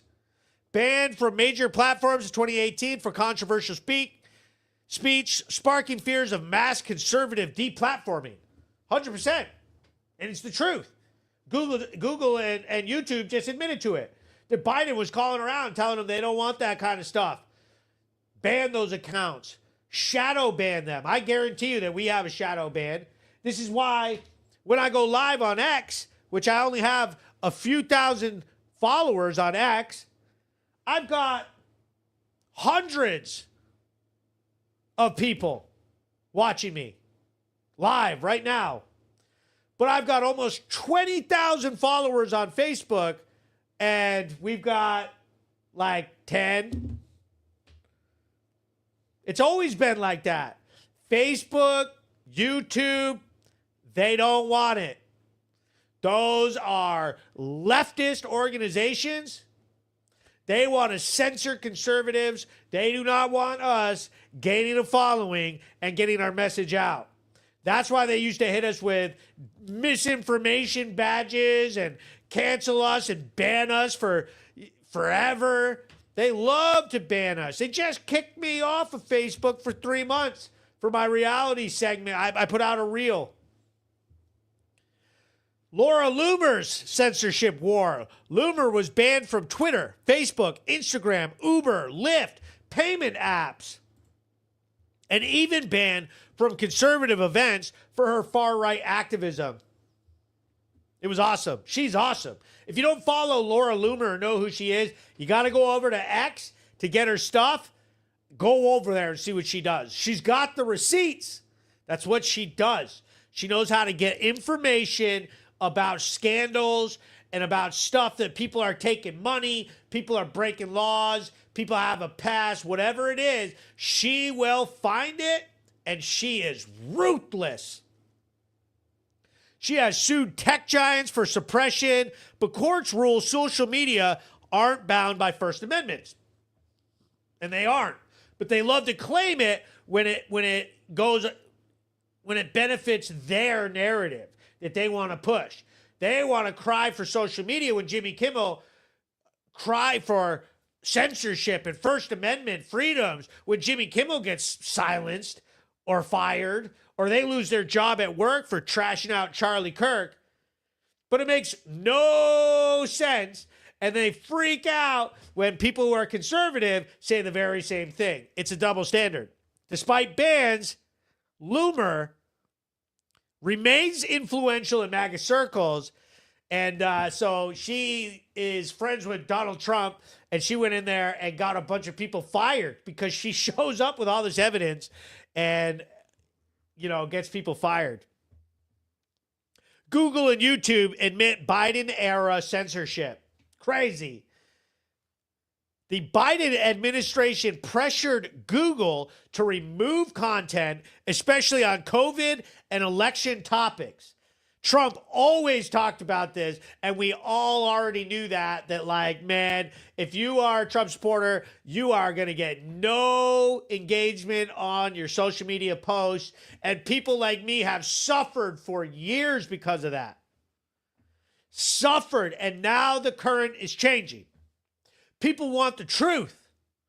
The truth is that they've all been bought and paid for, and they are voting against your best interests, and everybody knows it. YouTube is now reinstating banned conservative accounts, admitting past censorship was unacceptable because they are seeing that everybody's switching to the Republican team. They are tired of left-wing, crazy mental illness, people shooting up churches, shooting up schools, killing Charlie Kirk, taking shots, shooting the president in the ear, throwing Molotov cocktails, killing Jewish people, beating up Jewish students on schools. They're tired of it. How can you back that up politically? How can you take the side of the left through all this violence, shooting up ICE facilities, attacking police? It's nuts. It's nuts. And they're censoring the right. What's happening is, and it's beautiful, people are waking up, and these companies got to get ahead of it. Those leftist media outlets, they're losing money because everybody's going over to X. Everybody wants to get the right-wing truth. They want the truth about what's really happening, and they don't like censorship. And so these companies are going to have to switch up. We've seen Mark Zuckerberg do it. Mark Zuckerberg was totally whacked out on the left, censoring with COVID stuff and all these bans on Facebook. You weren't allowed to say certain words, banned. You swore, banned. Anything racist, banned. Anything opinions or conservative, banned. And now he's over here playing UFC, wants to go to the White House, hanging out with Trump, Elon Musk, wants to do the whole thing. And he's switching to being conservative. And it's going to be the best thing for actual freedom of speech. Kimmel blamed MAGA supporters for exploiting Charlie Kirk's assassination, calling them a gang. Oh, yeah, we got to be the MAGA gang, or we're a cult. Trump appointed FCC pressured ABC to suspend Kimmel. Trump praised it. Disney reversed the suspension amid backlash, and some ABC affiliates refused to air Kimmel's show. Conservatives face harsher penalties, and everybody knows that. It's just the truth. Conservatives face way more scrutiny on everything. The left goes crazy. They say whatever they want, and nobody ever even pays attention. They say some of the most racist stuff ever. Black people are sick of it. Black people just want to be treated as equals. Not treated like they need to be handled with care, or that they need a white liberal woman to save them or help them because they're struggling. That's not what they want. They hate white liberal women. They don't want anything to do with them. Black people are switching to Team Republican faster than anybody. They're sick of the left trying to sneak in illegals and shovel all kinds of financial benefits to illegal aliens and skip right over black communities and veteran communities and homeless people here that need the funding being spent on us, on actual citizens of this country. Everybody knows that the left has been trying to funnel in millions of illegals, trying to stack up the censuses and their own voting base and get these illegals, shovel them some social security numbers, and they can sneak into getting benefits and checks and housing and freebies, and that they will essentially buy themselves new voters as their policies break down and everybody turns on them. And now they're getting violent because the gig is up and they know it. And ICE is deporting them. And everybody's done with it.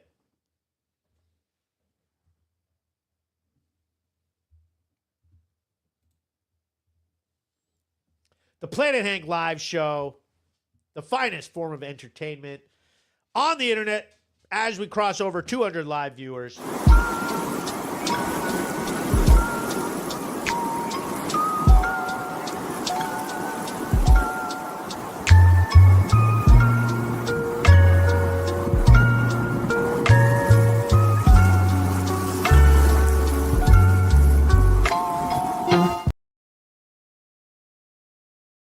Of the show. Let me go ahead and set the mood for all of us. Let's set the mood.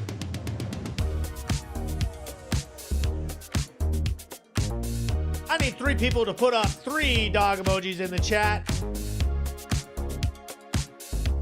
3 people put 3 dog emojis up in the chat, in the comment sections, and I will give the finest boy in all of Vermont and all of the nation, really. His leg's been hurting him lately, so we're really going to need some help with that. We really need you to help us out and throw up 3 dog emojis in the chat. 3 dog emojis, and I will give Marco this beautiful milk bone. There we go. Shelly Valachos, Lauren Tiller. We need 1 more, Marco. We'll see if they love you, buddy. Terry gives it up. Chives over on X.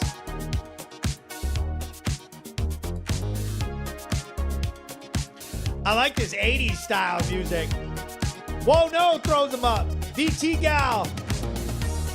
Edward Chinichi throwing up tons of them. Planet Hank Live Show, the finest form of entertainment. If you are a Vermont patriot, if you're a wonderful person, always fighting back, trying to make our communities better. Speak out against the leftist violence. We condemn all of your attacks, verbally, physically, your murders, your degenerate lifestyles. We don't want that. We want to have good lives. We want to do better. We're sick of the BS and we're going to get it out of our communities. One of them came in here tonight trying it. Why don't you leave then? Nah, why don't you leave? We're taking Vermont back. We're going to make Vermont great again. And it all starts with voting. And I'm going to be presenting everybody here with a bunch of options, showing everybody exactly what you need to do to take control of your states, take control of your vote, and kick these idiots out.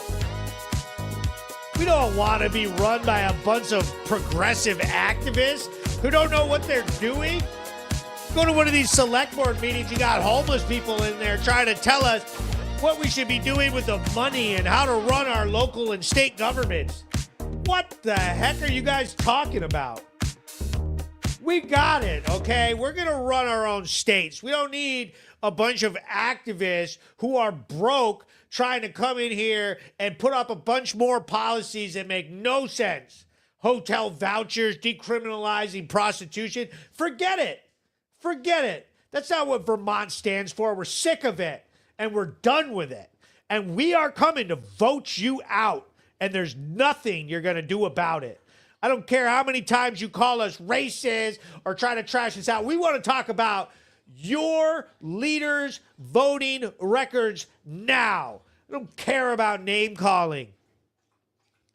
We don't care about that. We care about why did you vote to increase the hotel voucher program from $40 million to increase it by $16.8 million more dollars to suck more drug addicts and criminals into our communities. We're tired of it, and we're voting you out.